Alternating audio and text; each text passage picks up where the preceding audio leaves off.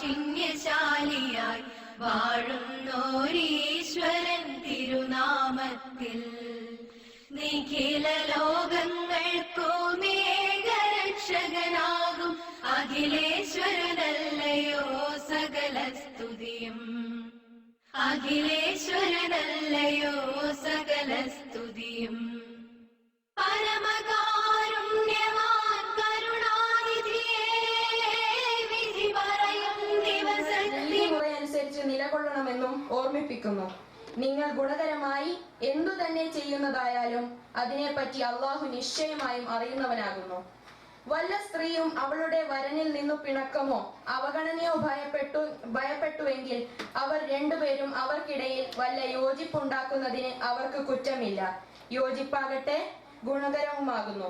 മനസ്സുകൾക്ക് പിശുക്ക് ശീലം സദാ തയ്യാറാക്കപ്പെട്ടിരിക്കുന്നതാനും. നിങ്ങൾ നന്മ പ്രവർത്തിക്കുകയും സൂക്ഷിക്കുകയും ചെയ്യുന്നുവെങ്കിലോ നിശ്ചയമായും നിങ്ങൾ പ്രവർത്തിക്കുന്നതിനെ പറ്റി അള്ളാഹു സൂക്ഷ്മമായി അറിയുന്നവനാകുന്നു.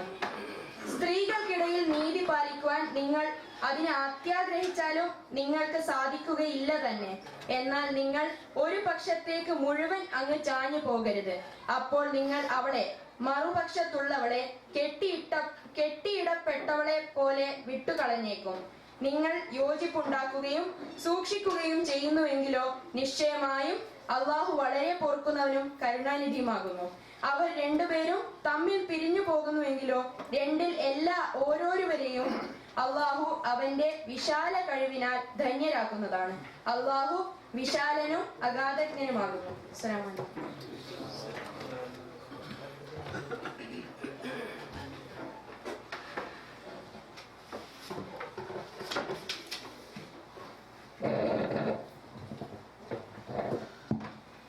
السلام عليكم ورحمة الله وبركاته. أعوذ بالله بسم الله الحمد لله والصلاة والسلام على رسول الله وعلى آله وصحبه أجمعين الفائزين برضا الله. أما بعد. പ്രിയപ്പെട്ട സഹോദരങ്ങളെ സഹോദരിമാരെ, ഇസ്ലാഹി സെന്ററിന്റെ നേതാക്കളെ, പ്രവർത്തകന്മാരെ, നമ്മുടെ വിശിഷ്ടാതിഥി അഡ്വക്കേറ്റ് KY സുധീന്ദ്രൻ സാർ അവരുടെ കഴിഞ്ഞ 2 ആഴ്ചക്കാലമായി കേരളത്തിലും കേരളത്തിന് പുറത്ത് മലയാളി കൂട്ടായ്മകളുള്ള സ്ഥലങ്ങളിലെല്ലാം ഒരു ചർച്ച അല്ലെങ്കിൽ സംവാദങ്ങൾ നടന്നുകൊണ്ടിരിക്കുകയാണ്. നിങ്ങൾക്ക് എല്ലാവർക്കും അറിയാവുന്നതുപോലെ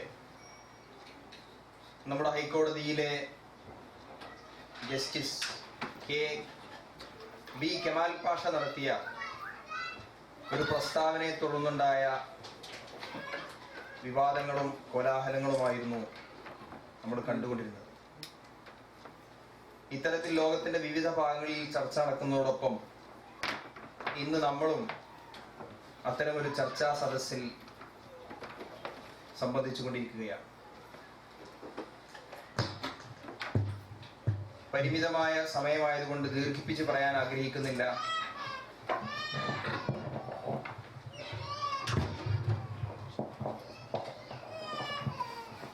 സമയത്തിന്റെ ദൗർലഭ്യം കാരണം സ്വാഗതം പറയാൻ പോലും നമ്മളൊരാളെ നിശ്ചയിച്ചിട്ടില്ല. ബഹുമാനപ്പെട്ട ഇന്ത്യൻ ഇസ്ലാഹി സെന്റർ സെക്രട്ടറി CP ഇവിടെ ഇരിക്കുന്നുണ്ട്. അതുപോലെ അധ്യക്ഷൻ ആവേണ്ട സൈനുക്കൊക്കെ ഇവിടെ ഇരിക്കുന്നുണ്ട്. നമ്മുടെ സമയ ദൗർലഭ്യം കാരണം നമ്മൾ അതൊക്കെ മാറ്റിവെച്ചുകൊണ്ട് നമ്മുടെ ചർച്ചയിൽ പങ്കെടുക്കുന്നവർക്ക് അവസരം കൊടുക്കുന്നതിന് വേണ്ടി സമയം ക്ലിപ്തപ്പെടുത്തിയിരിക്കുകയാണ്. അതുകൊണ്ട് തന്നെ ഞാനെൻ്റെ ഉത്തരവാദിത്തത്തിലേക്ക് കടക്കുകയാണ്. നമ്മൾ ക്ഷണിക്കപ്പെട്ട അതിഥികൾക്ക് എന്തായാലും സ്വാഗതം പറയാതെ അനിവാര്യമായതുകൊണ്ട് ഈ പരിപാടിയിൽ സംബന്ധിക്കാനെത്തിയ കിഴക്കൻ പ്രവിശ്യയിലെ രാഷ്ട്രീയ സാമൂഹിക രംഗത്തെ നിറസാന്നിധ്യമായ അഡ്വക്കേറ്റ് KY സുധീന്ദ്രൻ അവർക്ക് ഇസ്ലാഹി സെന്ററിന്റെ പേരിൽ നമ്മുടെ എല്ലാവരുടെ പേരിൽ അകമഴിഞ്ഞ സ്വാഗതം ആശംസിക്കുകയാണ്. അതുപോലെ നമ്മൾ ഈ പരിപാടിയിലേക്ക് ക്ഷണിച്ചിരുന്നത് ഒന്ന് നമ്മൾക്കെല്ലാം സുപരിചിതനായ പ്രിയപ്പെട്ട ശിവദാസനെ ആയിരുന്നു. അദ്ദേഹം അപ്രതീക്ഷിതമായി കുറച്ച് ദൂരെയാണ് ഇപ്പോൾ എത്തിപ്പെട്ടിരിക്കുന്നത്. ഇവിടുന്ന് വരാനുള്ള ശ്രമം നടത്തിക്കൊണ്ടിരിക്കുകയാണ്. അല്പം വൈകിയാണെങ്കിലും എത്തുമെന്ന് അദ്ദേഹം അറിയിച്ചിട്ടുണ്ട്. അദ്ദേഹത്തിന്റെ അഭാവത്തിൽ അദ്ദേഹത്തിനും സ്വാഗതം ആശംസിക്കുകയാണ്. അതുപോലെ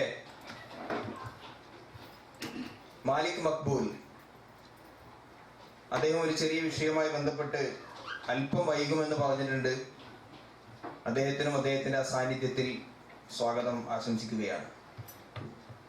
അതുപോലെ ഇവിടെ ഇതിനു വേണ്ടി എത്തിച്ചേർന്നുള്ള മുഴുവൻ ആളുകൾക്കും ഒറ്റവാക്കിൽ ഇസ്ലാഹി സെന്ററിന് വേണ്ടി സ്വാഗതം ആശംസിക്കുകയാണ്. ഞാൻ എൻ്റെ കർത്തവ്യത്തിലേക്ക് കടക്കുന്നു. എനിക്ക് അനുവദിക്കപ്പെട്ട സമയം 10 മിനിറ്റ് മാത്രമാണ്. ആ 10 മിനിറ്റിൽ ഒതുങ്ങണം എന്നുള്ളത് കൊണ്ട് ഞാൻ എൻ്റെ വിഷയം എഴുതി തയ്യാറാക്കി കൊണ്ടുവന്നിരിക്കുകയാണ്. അല്ലാതെ പറയുമ്പോൾ ചിലപ്പോൾ സമയം അധികരിക്കുമെന്നുള്ളത് കൊണ്ട്. പ്രിയപ്പെട്ടവരെ, നമ്മുടെ വിഷയം ബഹുഭർത്തൃത്വം പ്രായോഗികമോ എന്നുള്ളതാണ്. അക്ഷര കേരളത്തിന്റെ കണ്ണുകളെയും കാതുകളെയും ചിന്താമണ്ഡലത്തെയും പ്രസിദ്ധിച്ച ഒരു വാരമായിരുന്നു നമ്മൾക്ക് മുന്നിലൂടെ കടന്നുപോയത്. അതിന് നിമിത്തമായതാകട്ടെ ജസ്റ്റിസ് ബി കെമാൽ പാഷയുടെ ഒരു പ്രസ്താവനയുടെ ആന്തോളനങ്ങളും. അച്ചടി, ദൃശ്യ, ശ്രാവ്യ മാധ്യമങ്ങളും മലയാളക്കരയുടെ സാമൂഹിക, മത, രാഷ്ട്രീയ, സാംസ്കാരിക നേതൃത്വവുമെല്ലാം ചർച്ചകളിൽ ഭാഗവാക്കായ ആ പ്രസ്താവന മറ്റൊന്നായിരുന്നില്ല. ഒരു വനിതാ അഭിഭാഷക സംഘടനയുടെ പരിപാടിയിൽ പങ്കെടുത്തുകൊണ്ട് ഒരു പുരുഷന് 4 ഭാര്യമാരാകാമെങ്കിൽ എന്തുകൊണ്ട് ഒരു സ്ത്രീക്ക് 4 ഭർത്താക്കന്മാരായിക്കൂടാ എന്ന ചോദ്യമായിരുന്നു അതിന്റെ കാതൽ. തീർത്തും അപക്വമായ, പ്രകൃതിപരമായും ജൈവശാസ്ത്രപരമായും സാമൂഹികമായും തികച്ചും അപ്രായോഗികമായ ഈ പ്രസ്താവന അദ്ദേഹത്തിന്റെ പദവിയുടെ അന്തസ്സിന് നിരക്കാത്തതും ഏൽപ്പിക്കപ്പെട്ട സ്ഥാനത്തിന്റെ മഹത്വം മറന്നുകൊണ്ടുള്ളതുമായി പോയി എന്ന് ആദ്യമേ അടിവരയിട്ട് പറയട്ടെ.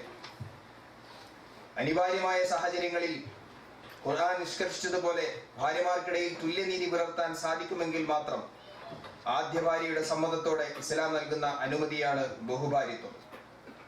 മുസ്ലിം സമൂഹത്തിലെ 1% പുരുഷന്മാർ പോലും ഇത് പ്രയോഗവൽക്കരിച്ചിട്ടില്ല എന്ന സത്യം വിമർശകരെ അറിയിക്കുമ്പോൾ തന്നെ സദാചാര ബോധത്തോടെയും സൽഗുണ സമ്പന്നമായ ചിന്തകളോടെയും ഇതിനെ പ്രയോഗത്തിൽ കൊണ്ടുവരുന്നവർ നിരാലംബരും നിരാശ്രയരും അഗതികളുമായ അനേകം അനാഥകളുടെയും വിധവകളുടെയും സ്വപ്നങ്ങൾക്ക് നിറച്ചാർത്ത് നൽകുന്നു എന്നതും വഴിവിട്ട ജീവിതം നയിക്കുവാനുണ്ടാകുന്ന സാഹചര്യങ്ങളിൽ നിന്ന് ധാർമ്മികതയിൽ അധിഷ്ഠിതമായ സുരക്ഷിതമായ കുടുംബജീവിതത്തിനാണ് ഇതിലൂടെ അസ്ഥിവാരമിടുന്നത് എന്നതും മനസ്സിലാക്കേണ്ടതുണ്ട്. എന്നാൽ ഇസ്ലാമിന്റെ മറ പിടിച്ചുകൊണ്ട് ചിലർ ചെയ്തു കൂട്ടുന്ന തോന്നിവാസങ്ങൾക്ക് മത നേതൃത്വത്തിൽ ചിലരും മഹല്ല് കാരണവന്മാരും ഓശാന പാടുന്നത് കൊണ്ടാണ് ഇസ്ലാമിനെ കുറിച്ച് ഇത്രയേറെ തെറ്റിദ്ധാരണജനകമായ വിമർശനങ്ങൾ വരുന്നത് എന്ന് മനസ്സിലാക്കിക്കൊണ്ട് ഇത്തരം ധിക്കാരികളെ നിയമത്തിന് മുമ്പിൽ കൊണ്ടുവന്ന് ഇത് ഇസ്ലാമികമല്ല എന്ന് ബോധ്യപ്പെടുത്താൻ മത നേതൃത്വം ശക്തമായ നിലപാടുകൾ സ്വീകരിക്കേണ്ടതുണ്ട്, ആർജവം കാണിക്കേണ്ടതുണ്ട്. ഒപ്പം ഇത്തരം ദുഷ്കർമ്മികളെ കൂച്ചുവിലങ്ങിടാൻ സമൂഹവും മുന്നിട്ടിറങ്ങേണ്ടതുണ്ട്. ബഹുഭാര്യത്വം അനേകം പ്രശ്നങ്ങൾക്ക് ശാശ്വത പരിഹാരമാണെങ്കിൽ ബഹുഭർത്തൃത്വം ഒട്ടേറെ പ്രശ്നങ്ങൾക്ക് തുടക്കം കുറിക്കുകയും എണ്ണിയാലൊടുങ്ങാത്ത ദുരന്തങ്ങൾക്ക് വഴിവെക്കുകയും ഗർഭധാരണം, പിതൃത്വം, പ്രസവ ശുശ്രൂഷ, പ്രസവാനന്തര ശുശ്രൂഷ, കുട്ടികളുടെ സംരക്ഷണം, അനന്തരാവകാശ സ്വത്ത് വിഭജനം തുടങ്ങിയ കാര്യങ്ങളിൽ സ്വൈര ജീവിതം തകർക്കപ്പെടാൻ ഇടയാക്കുമെന്നതുകൊണ്ടും പ്രകൃതിമതമായ വിശുദ്ധ ഇസ്ലാം ബഹുഭർത്തൃത്വത്തെ നിരാകരിക്കുന്നു. ഈ വിഷയകമായി ആരോഗ്യപരമായ ചർച്ചകളും സംവാദങ്ങളും നടക്കുമ്പോൾ ചില കുരുട്ടുബുദ്ധികൾ പ്രവാചകന്റെ വൈവാഹിക ജീവിതത്തെ അധിക്ഷേപിക്കുവാനും കലക്കവെള്ളത്തിൽ മീൻ പിടിക്കാനും ശ്രമിച്ചു. പ്രവാചകൻ മുഹമ്മദ് സല്ലല്ലാഹു അലൈഹി വസല്ലം തന്റെ ജീവിതകാലത്ത് ഒട്ടേറെ വിമർശനങ്ങൾക്ക് വിധേയനായിട്ടുണ്ടെങ്കിലും മരണപ്പെടുന്നത് വരെയും അതിനുശേഷം നൂറ്റാണ്ടുകളോളവും സ്ത്രീ വിഷയത്തിൽ വിമർശിക്കപ്പെട്ടില്ല എന്നത് നാം തിരിച്ചറിയേണ്ടതുണ്ട്.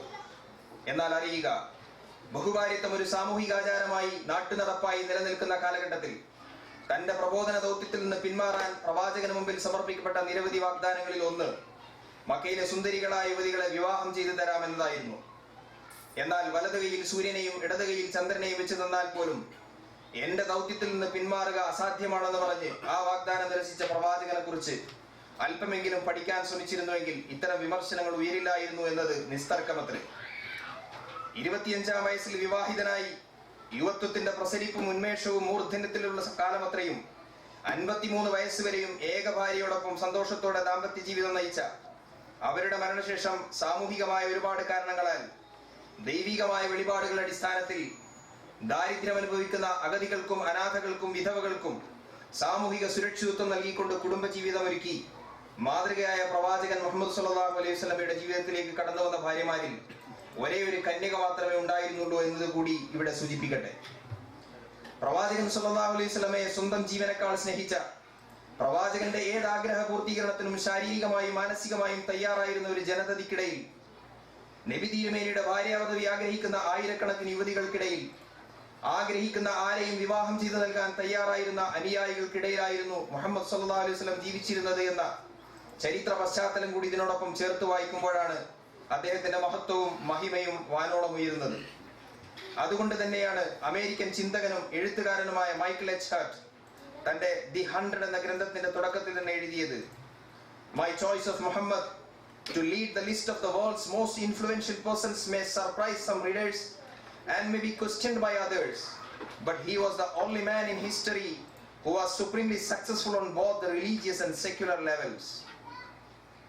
അദ്ദേഹം സമൂഹത്തിൽ മുൻകഴിഞ്ഞു പോയ ഒരുപാട് സാമൂഹിക പരിഷ്കർത്താക്കളെയും മഹാത്മാക്കളെയും കുറിച്ച് പഠനം നടത്തിക്കൊണ്ട് അതിലേറ്റവും പ്രധാനികളായ 100 പേരെ സെലക്ട് ചെയ്തുകൊണ്ട് എഴുതിയ ഗ്രന്ഥമാണ് ദി 100.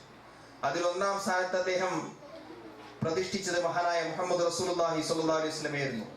അതിന് അദ്ദേഹം പറയുന്നു, എന്റെ ഈ തീരുമാനം പല വായനക്കാരും ചോദ്യം ചെയ്യുകയും പലരെയും അതിശയത്തിലാക്കുകയും ചെയ്തു. എന്നാൽ മതപരവും മതേതരവുമായ എല്ലാ നിലകളിലും സമ്പൂർണമായ അർത്ഥത്തിൽ വിജയിച്ച ഏക വ്യക്തിത്വം അത് മുഹമ്മദ് റസൂലുള്ളാഹി സ്വല്ലല്ലാഹു അലൈഹി വസല്ലം ആയിരുന്നു എന്നാണ് മൈക്കിൾ എച്ച് ഹാർട്ട് പറഞ്ഞത്. ഇതൊന്നും മനസ്സിലാക്കാതെ 16,008 ഭാര്യമാരുള്ള ഭഗവാൻ ശ്രീകൃഷ്ണനും 13-ാം വയസ്സിൽ കസ്തൂർബ ഗാന്ധിയെ വിവാഹം ചെയ്ത ഗാന്ധിജിയും വിമർശനത്തിന് അതീതരാകുമ്പോൾ പ്രവാചക ജീവിതത്തെ അപഹസിക്കുന്നവരോട് ഒന്നേ പറയാനുള്ളൂ, ക്ഷീരമുള്ള ഒരു അകിടിൻ ചുവട്ടിലും ചോര തന്നെ കൊതുകിന് കൗതുകം. ഇസ്ലാം മത വിശ്വാസികളെ സംബന്ധിച്ചിടത്തോളം ഇത്തരം വിവാദങ്ങൾ ഒരർത്ഥത്തിൽ വലിയ അനുഗ്രഹമാണ്. കാരണം ഇസ്ലാമിനെ കുറിച്ച് ഒരുപാട് തെറ്റിദ്ധാരണകൾ നിറഞ്ഞു നിൽക്കുന്ന മനുഷ്യ മനസ്സുകൾക്കിടയിൽ ഇത്തരം വിവാദങ്ങളിലൂടെ ഉണ്ടാകുന്ന ചർച്ചകളിലൂടെ സംവാദങ്ങളിലൂടെ യാഥാർത്ഥ്യങ്ങൾ മനസ്സിലാക്കി കൊടുക്കാൻ അവർക്ക് സാധിക്കുന്നു. Doctor Annie Besant life and teachings of Muhammad എന്ന ഗ്രന്ഥത്തിൽ എഴുതിയ ഒരു വാചകം നിങ്ങൾക്ക് മുമ്പിൽ സമർപ്പിച്ചുകൊണ്ട് ഞാൻ അവസാനിപ്പിക്കുന്നു. അതിന്റെ ആശയം ഇപ്രകാരമാണ്: ഏകഭാര്യത്വം പ്രചരിപ്പിക്കുന്ന മതത്തെക്കാൾ ഇസ്ലാമിലൂടെയാണ് സ്ത്രീ കൂടുതൽ സുരക്ഷിതയാകുന്നത്. വിശുദ്ധ ഖുർആനിൽ സ്ത്രീകളെ കുറിച്ചുള്ള നിയമവ്യവസ്ഥകൾ കൂടുതൽ നീതിയുക്തവും വിശാലവും അത്രേ. വാഖിർ ദഅവാന അൽഹംദുലില്ലാഹി റബ്ബിൽ ആലമീൻ. അസ്സലാമു അലൈക്കും.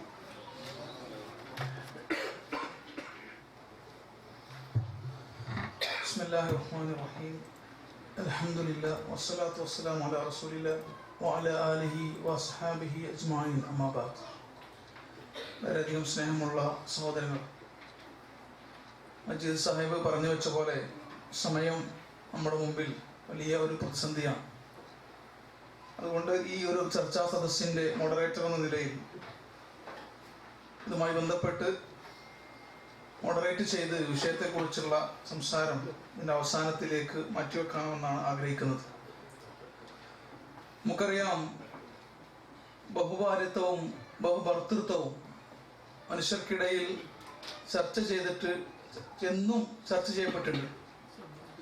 പുരാതന കാലം എടുത്തു പരിശോധിച്ചു കഴിഞ്ഞാൽ ബഹുഭർത്തൃത്വം എന്നുള്ളതിന് പകരം അങ്ങനെ ഒരു ചിന്ത പോലും ഒരു സ്ഥലത്ത് പോലും എഴുതി വെച്ചത് നമുക്ക് കാണാൻ കഴിയില്ല. വളരെ അപൂർവം ചില ചരിത്ര സന്ദർഭങ്ങൾ അതിന് അപവാദമായിട്ടുണ്ട് എന്നുള്ളത് മറച്ചു വെച്ചുകൊണ്ടല്ല പറയുന്നത്.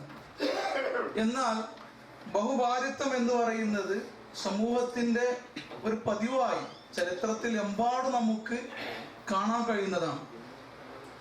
ഞാൻ ഈ വിഷയത്തിലേക്ക് കടന്ന് സംസാരിക്കുന്നില്ല. എന്തുകൊണ്ടാണ് ഇസ്ലാഹി സെന്റർ ഇത്തരത്തിലൊരു വിഷയം തിരഞ്ഞെടുത്തു എന്നുള്ളത് വിഷയാവതരണത്തിൽ മജീദ് സാഹിബ് സൂചിപ്പിച്ചു കഴിഞ്ഞു. സമൂഹത്തിൽ ഉത്തരവാദിത്ത സ്ഥാനങ്ങളിൽ ഇരിക്കുന്ന ജസ്റ്റിസുമാർ, നീതി നടപ്പാക്കേണ്ട ആളുകൾ പോലും സമൂഹ മധ്യ എഴുന്നേറ്റ് നിന്ന് ഇത്തരം കുരുട്ടു ചോദ്യങ്ങളും പക്വതയില്ലാത്ത സംസാരങ്ങളും നാട്ടുകാർക്ക് മുമ്പിൽ വിളമ്പുമ്പോൾ അതിനെക്കുറിച്ച് ജനങ്ങൾക്കിടയിൽ ഈ ഒരു വിഷയം ചർച്ച ചെയ്യുകയും എന്താണ് അതിൽ യാഥാർത്ഥ്യം, എന്താണ് അതിൽ സത്യം എന്ന് ആളുകൾക്ക് അങ്ങോട്ടും ഇങ്ങോട്ടും സംവദിക്കാനുള്ള, ഇതിന് എതിരഭിപ്രായങ്ങൾ ഉണ്ടാകാം, അനുകൂലമായ അഭിപ്രായം പറയുന്നവരുണ്ടാകാം. അവർ രണ്ടു കൂട്ടരെയും അതുപോലെയുള്ള ആളുകൾ, ചിലപ്പോൾ എല്ലാവർക്കും ഈ വിഷയത്തിൽ ഒരേ അഭിപ്രായം ആയിക്കൊള്ളണമെന്നില്ല, അത്തരം ആളുകളെയൊക്കെ വിളിച്ചിരുത്തി ഒരു ചർച്ച സംഘടിപ്പിക്കുകയും അതിലൂടെ ഈ ഒരു പ്രകൃതിയുടെ ഈ കാഴ്ചപ്പാടിനെ കുറിച്ച് ചർച്ച ചെയ്യുക എന്നുള്ളതാണ് ഇത്തരം പരിപാടികൾ കൊണ്ട് ഉദ്ദേശിക്കുന്നത്. അതുകൊണ്ട് തന്നെ ഇതിൽ നിന്ന് പരമാവധി അറിവുകൾ സ്വായത്തമാക്കുകയും നിങ്ങൾക്ക് ഈ ചർച്ചയിൽ പങ്കെടുത്തുകൊണ്ട് നമ്മുടെ ഈ ഒരു വിഷയം വളരെ ഗഹനമായി മനസ്സിലാക്കുവാൻ കഴിയട്ടെ എന്ന് ആശംസിച്ചുകൊണ്ട് ഈ ഒരു പരിപാടി നമ്മോട് സംസാരിക്കേണ്ടത് 4 വിശിഷ്ട വ്യക്തിത്വങ്ങളാണ്. നേരത്തെ സൂചിപ്പിച്ച പോലെ ബഹുമാനനായ അഡ്വക്കേറ്റ് KY സുധീന്ദ്രൻ, അതുപോലെ മാലിക് മഖ്ബൂൽ സാഹിബ്, ബഹുമാനനായ ശിവദാസൻ, മൗലവി ഷഫീഖ് അസ്ലം. ഈ 4 ആളുകളിൽ 2 പേർ നമ്മുടെ മുമ്പിലുണ്ട്. ഇൻഷാ അല്ലാഹ് മറ്റ് 2 പേർ കൂടി നമ്മളുമായി എത്തിച്ചേരുമെന്ന് പ്രതീക്ഷിക്കുന്നു. നമ്മൾക്ക് അവർക്ക് നൽകാവുന്ന സമയം 13 മുതൽ 15 മിനിറ്റ് വരെയാണ് നമ്മൾ നിശ്ചയിച്ചിട്ടുള്ളത്. അപ്പോൾ ആ ഒരു സമയത്തിനുള്ളിൽ നിന്നുകൊണ്ട് ഈ വിഷയത്തിലുള്ള നിങ്ങളുടെ അഭിപ്രായങ്ങൾ സദസ്സിന് മുമ്പാകെ സമർപ്പിക്കണമെന്നാണ് നമ്മുടെ അതിഥികളോട് നമുക്ക് ആദ്യമായി അഭ്യർത്ഥിക്കാനുള്ളത്. ആദ്യമായി നമ്മളോട് സംസാരിക്കുന്നതിനായി ബഹുമാനനായ അഡ്വക്കേറ്റ് KY സുധീന്ദ്രൻ സാഹിബിനെ ആദരപൂർവ്വം ക്ഷണിച്ചോളൂ. ആദരണീയനായ മോഡറേറ്റർ ശ്രീ ഷബീർ അവർ, വേദിയിലെ സന്നിഹിതരായിട്ടുള്ള ഇന്ത്യൻ ഇസ്ലാഹി സെന്ററിൻ്റെ ആദരണീയരായ നേതാക്കന്മാരെ, അസാന്നിധ്യത്തിലും ബഹുമാന്യരായ ഈ ചർച്ചയിൽ പങ്കെടുക്കേണ്ടുന്ന മറ്റ് വിശിഷ്ട അതിഥികളെ, ഇന്നത്തെ സായാഹ്നം ഇങ്ങനെ ഒരു ബൗദ്ധിക വ്യായാമത്തിന് നീക്കിവെച്ചുകൊണ്ട് ഈ സദസ്സിനെ സമ്പുഷ്ടമാക്കിയിട്ടുള്ള എൻ്റെ പ്രിയപ്പെട്ട സഹോദരി സഹോദരന്മാരെ, അനുജന്മാരെ, എൻ്റെ ഒരു പ്രിയ ശിഷ്യൻ ഈ കൂട്ടത്തിൽ ഇവിടെയുണ്ട്. ഈ കാര്യങ്ങളൊക്കെ നടത്തുവാൻ വേണ്ടി ഓടി നടക്കുന്നുണ്ടായിരുന്നു. ഞാൻ പഠിപ്പിച്ചതാണ് അദ്ദേഹത്തിന്. എൻ്റെ ഗ്രാമത്തിൽ നിന്നുള്ള എൻ്റെ ഒരു സഹാധ്യാപകന്റെ ജ്യേഷ്ഠനും ഇവിടെയുണ്ട്, ഹക്കീം സാറിന്റെ ജ്യേഷ്ഠൻ. തൊലയിൽ തൊപ്പി വെച്ചിട്ട് എൻ്റെ നാട്ടുകാരെ കൊണ്ട് സമ്പുഷ്ടമാണ് ഈ ചടങ്ങ്. ഓരോ ദിവസവും വൈകുന്നേരം ഞാൻ എൻ്റെ കുടുംബവുമായി സംസാരിക്കുമ്പോൾ ഇന്ന ചടങ്ങുകൾക്ക് പോകുമെന്ന് പറഞ്ഞു. അപ്പൊ ഇന്ന് ഇന്ത്യൻ ഇസ്ലാഹി സെന്ററിന്റെ ഇങ്ങനെ ഒരു സംവാദത്തിനാണ് പോകുന്നത്. എൻ്റെ ഭാര്യയോട് ഞാൻ പറഞ്ഞു. എൻ്റെ ഭാര്യ ഇന്നൊരു അഭിഭാഷകയാണ്. അപ്പോ ഇതിനെപ്പറ്റി വലിയ ഗ്രാഹ്യമില്ലാത്തത് കൊണ്ട് ഭാര്യ ചോദിച്ചു, ഇന്ത്യൻ ഇസ്ലാഹി സെന്റർ എന്താണ്? അപ്പൊ ഞാൻ പറഞ്ഞു, ഇസ്ലാമിക സംഘടനകളിൽ ഒരു JNU പ്രോഡക്റ്റ് ആണ് ഇന്ത്യൻ ഇസ്ലാഹി സെന്റർ എന്നാണ് ഒറ്റ വാക്കിൽ ഞാൻ പറഞ്ഞു മനസ്സിലാക്കി. മറ്റു പല സംഘടനകളും വസ്തുതകളെ വസ്തുതാപരമായി കാണാതെ വൈകാരികമായി സമീപിക്കുമ്പോൾ, ഞാൻ ജുബൈലിലും യാമ്പൂവിലും ഇവിടെയും ഒക്കെ പങ്കെടുത്തിട്ടുള്ള ഇസ്ലാഹി സെന്ററിന്റെ ചടങ്ങുകളിൽ എന്നെ സന്തോഷപ്പെടുത്തിയത് വസ്തുതകളെ ബൗദ്ധികമായി സമീപിക്കുവാനും വൈകാരികമായി സമീപിക്കേണ്ടതിനെ വൈകാരികതയുടെ അതിർവരമ്പുകളിൽ നിന്ന് സമീപിക്കുവാനും ഇസ്ലാഹി സെന്റർ കാണിച്ചിട്ടുള്ള മിതത്വവും പക്വതയുമാണ് എന്നെ കൂടുതൽ സന്തോഷിപ്പിച്ചിട്ടുള്ളത്. ഇന്നോട് നടക്കുന്ന ഈ ചർച്ച വർത്തമാനകാലത്തിൽ മലയാളി സമൂഹം ഉള്ളയിടത്തൊക്കെ നടക്കുന്ന ചർച്ചകളിൽ നിന്ന് വിഭിന്നമാവും എന്നെനിക്ക് ഉറപ്പുണ്ട്. ഈ യോഗ ഹാളിലേക്ക് കടന്നു വരുന്നതിന് മുമ്പ് നിങ്ങളുടെ പ്രിയപ്പെട്ട എൻ്റെ ബഹുമാന്യ നേതാക്കന്മാരോടൊപ്പം ഓഫീസ് മുറിയിൽ ഇരുന്ന ചില കാര്യങ്ങൾ പങ്കുവച്ചപ്പോൾ സമൂഹത്തിൽ ഇപ്പോൾ ഉണ്ടായിട്ടുള്ള പല അപചയങ്ങളെ പറ്റിയും ഞങ്ങൾ ചർച്ച ചെയ്യുകയുണ്ടായി. അത് എല്ലാ രംഗത്തും ആ അപചയം വ്യക്തികൾക്കും സമൂഹത്തിനും കുടുംബത്തിനും രാഷ്ട്രത്തിനും പ്രസ്ഥാനങ്ങൾക്കുമൊക്കെ സംഭവിച്ചിട്ടുണ്ട്. ഞാൻ ആലപ്പുഴയിൽ പ്രാക്ടീസ് ചെയ്തിരുന്ന കാലത്ത് അന്നവിടെ അഡീഷണൽ ജില്ലാ ജഡ്ജി ആയിരുന്ന ഒരാൾ വൈക്കം ഉദയം പേരൂരുകാരനാണ്. പിന്നീട് യോഗ്യതയുടെ അടിസ്ഥാനം കൊണ്ടല്ലാതെ ഹൈക്കോടതിയിൽ ജഡ്ജിയായി, മറ്റു പലരും ആയതുപോലെ. അദ്ദേഹം തൃശൂർ പൂരവുമായി ബന്ധപ്പെട്ട ഒരു കേസിൽ വിധിന്യായം പറഞ്ഞപ്പോൾ ആ റിട്ട് ഹർജി തീർപ്പാക്കിക്കൊണ്ട് പറഞ്ഞത്, അവിടെ ആനയെ എഴുന്നള്ളിക്കുകയും പൂരത്തിന്റെ വെടിക്കെട്ട് നടക്കുകയും ചെയ്യുമ്പോൾ ജനങ്ങളുടെ സുരക്ഷയ്ക്ക് അപകടം ഉണ്ടാവുന്നു എന്നാണ് ഹർജിക്കാരന്റെ വാദം. അപ്പൊ ഈ ഹൈക്കോടതി ജഡ്ജി വിധിന്യായം റിട്ട് ഹർജി തീർപ്പാക്കിക്കൊണ്ട് പറഞ്ഞത്, എങ്കിൽ അടുത്ത വർഷം മുതൽ തൃശൂർ പൂരത്തിന്റെ വെടിക്കെട്ട് റെക്കോർഡ് ചെയ്ത് കേൾപ്പിച്ച പോരെ എന്നാ ചോദിച്ചത്. തല കുനിക്കല്ലാതെ നമ്മൾ എന്താ ചെയ്യാ? പറയുന്നത് ജസ്റ്റിസ് സോ ആൻഡ് സോ ആണ്. അങ്ങനെ വിളിച്ചില്ലെങ്കിൽ കേസ് തള്ളും കേട്ടോ. ഇടയ്ക്ക് സുപ്രീം കോടതി ഒന്ന് പറഞ്ഞു, യുവർ ഓണർ എന്ന കീഴ്ക്കോടതികളിലും മിലോഡ് എന്ന മേൽക്കോടതികളിലും സംബോധന ചെയ്യുന്നത് അവസാനിപ്പിച്ച് സർ എന്ന് വിളിച്ചാൽ മതി. അത് ഇഷ്ടപ്പെട്ട ബസന്തിനെ പോലെയുള്ള ചില ജഡ്ജിമാരുണ്ടായിരുന്നു. പക്ഷെ വക്കീലന്മാർ ഒന്നിച്ച് നെഞ്ചുവേദന അനുഭവിച്ച രാത്രിയാണ്. ഈ ഒറ്റ സംഗതി കൊണ്ടാണ് പല കേസുകളും ജയിക്കുന്നത്, നിയമം കേട്ടിട്ടല്ല. ഈ ലോഡ്ഷിപ്പ് എന്ന് മുട്ടിന് പീര ചേർക്കുന്നത് പോലെ, ബിരിയാണിക്ക് നെയ്യ് ചേർക്കുന്നത് പോലെ പറഞ്ഞത് കൊണ്ട് മാത്രമാണ് പല കേസുകളും ജയിക്കുന്നത്. അപ്പോ കോടതിയുമായി ബന്ധപ്പെട്ട ഒരു വിഷയം ചർച്ച ചെയ്തു വരുന്നത് കൊണ്ട് തിരുവിതാംകൂർ സംസ്ഥാനത്തെ ഒരു കോടതി നടപടി നിങ്ങളുടെ ശ്രദ്ധയിലേക്ക് ഞാൻ പെട്ടെന്ന് കൊണ്ടുപോകാം. 15 മിനിറ്റ് ഉണ്ടല്ലോ. തിരുവിതാംകൂറിൽ ഒരു ചൊല്ലുണ്ട്, 1000 രൂപയും മള്ളൂരുമുണ്ടെങ്കിൽ ആരെയും കൊല്ലാം. നിങ്ങൾ കേട്ടിട്ടുണ്ടാവുമോ എന്ന് എനിക്കറിയില്ല. ഇതൊക്കെ കേട്ടില്ല. കിംസാന്റെ ചേട്ടനെ കേട്ടിട്ടുണ്ടാവും. മള്ളൂർ ഗോവിന്ദപിള്ള എന്ന് പറയുന്നത് തിരുവനന്തപുരത്തെ അതിപ്രശസ്തനായിരുന്ന ഒരു വക്കീലാണ്. ആ വക്കീലിന് ഒരു ഇരട്ടപ്പേരുണ്ട്, വിളിപ്പേരുണ്ട്, ചെല്ലപ്പേരുണ്ട്. ഉണ്ട വിഴുങ്ങി മള്ളൂർ എന്നാണ്. ഉണ്ട എന്ന് പറഞ്ഞാൽ വെടിയുണ്ട. ഉണ്ട വിഴുങ്ങി മള്ളൂർ എന്നാണ്. അത് കൊലക്കേസിൽ തൊണ്ടിയായി ഹാജരാക്കിയ വെടിയുണ്ട കോടതി വിചാരണ വേളയിൽ എടുത്തു പരിശോധിക്കാൻ എന്ന വ്യാജേന വിരലുകൾക്കിടയിൽ വെച്ച് ഇതിങ്ങനെ മുഖം തുടയ്ക്കുന്ന കൂട്ടത്തിൽ ഇതങ്ങ് വിഴുകി. വിചാരണയുടെ അവസാന ഘട്ടം എത്തിയപ്പോൾ പ്രധാന തൊണ്ടിയായ വെടിയുണ്ട കോടതി മുമ്പാകെ ഇല്ല. പ്രതിയെ വെറുതെ വിടേണ്ടി വന്നു. അത് വക്കീലിന്റെ മിടുക്ക്. അങ്ങനെയാണ് ഉണ്ട വിഴുങ്ങി മള്ളൂർ എന്ന അദ്ദേഹത്തിന്റെ പേര് വന്നത്. അങ്ങനെ ഇരിക്കെ ഹരിപ്പാട്, എന്റെ നാട്ടിലെ രാജഭരണകാലമാണ്. അവിടെ ഒരു ക്രിമിനൽ കേസിൽ ജാമ്യമെടുക്കാനായി മള്ളൂർ വന്നു. അനന്തപുരത്ത് കൊട്ടാരത്തിലെ തമ്പുരാട്ടിയെ കെട്ടിയ ആളാണ് അവിടുത്തെ മജിസ്ട്രേറ്റ്. അനന്തപുരത്ത് കൊട്ടാരം തിരുവിതാംകൂർ രാജാക്കന്മാർക്ക് അതുവഴി കടന്നു പോകുമ്പോൾ വിശ്രമിക്കുവാനുള്ള ഇടത്താവളമാണ്. ഞാനതുകൊണ്ടാണ് പറഞ്ഞത് തമ്പുരാട്ടിയുടെ ഭർത്താവ് എന്ന് ഞാൻ ഉപയോഗിച്ചില്ല.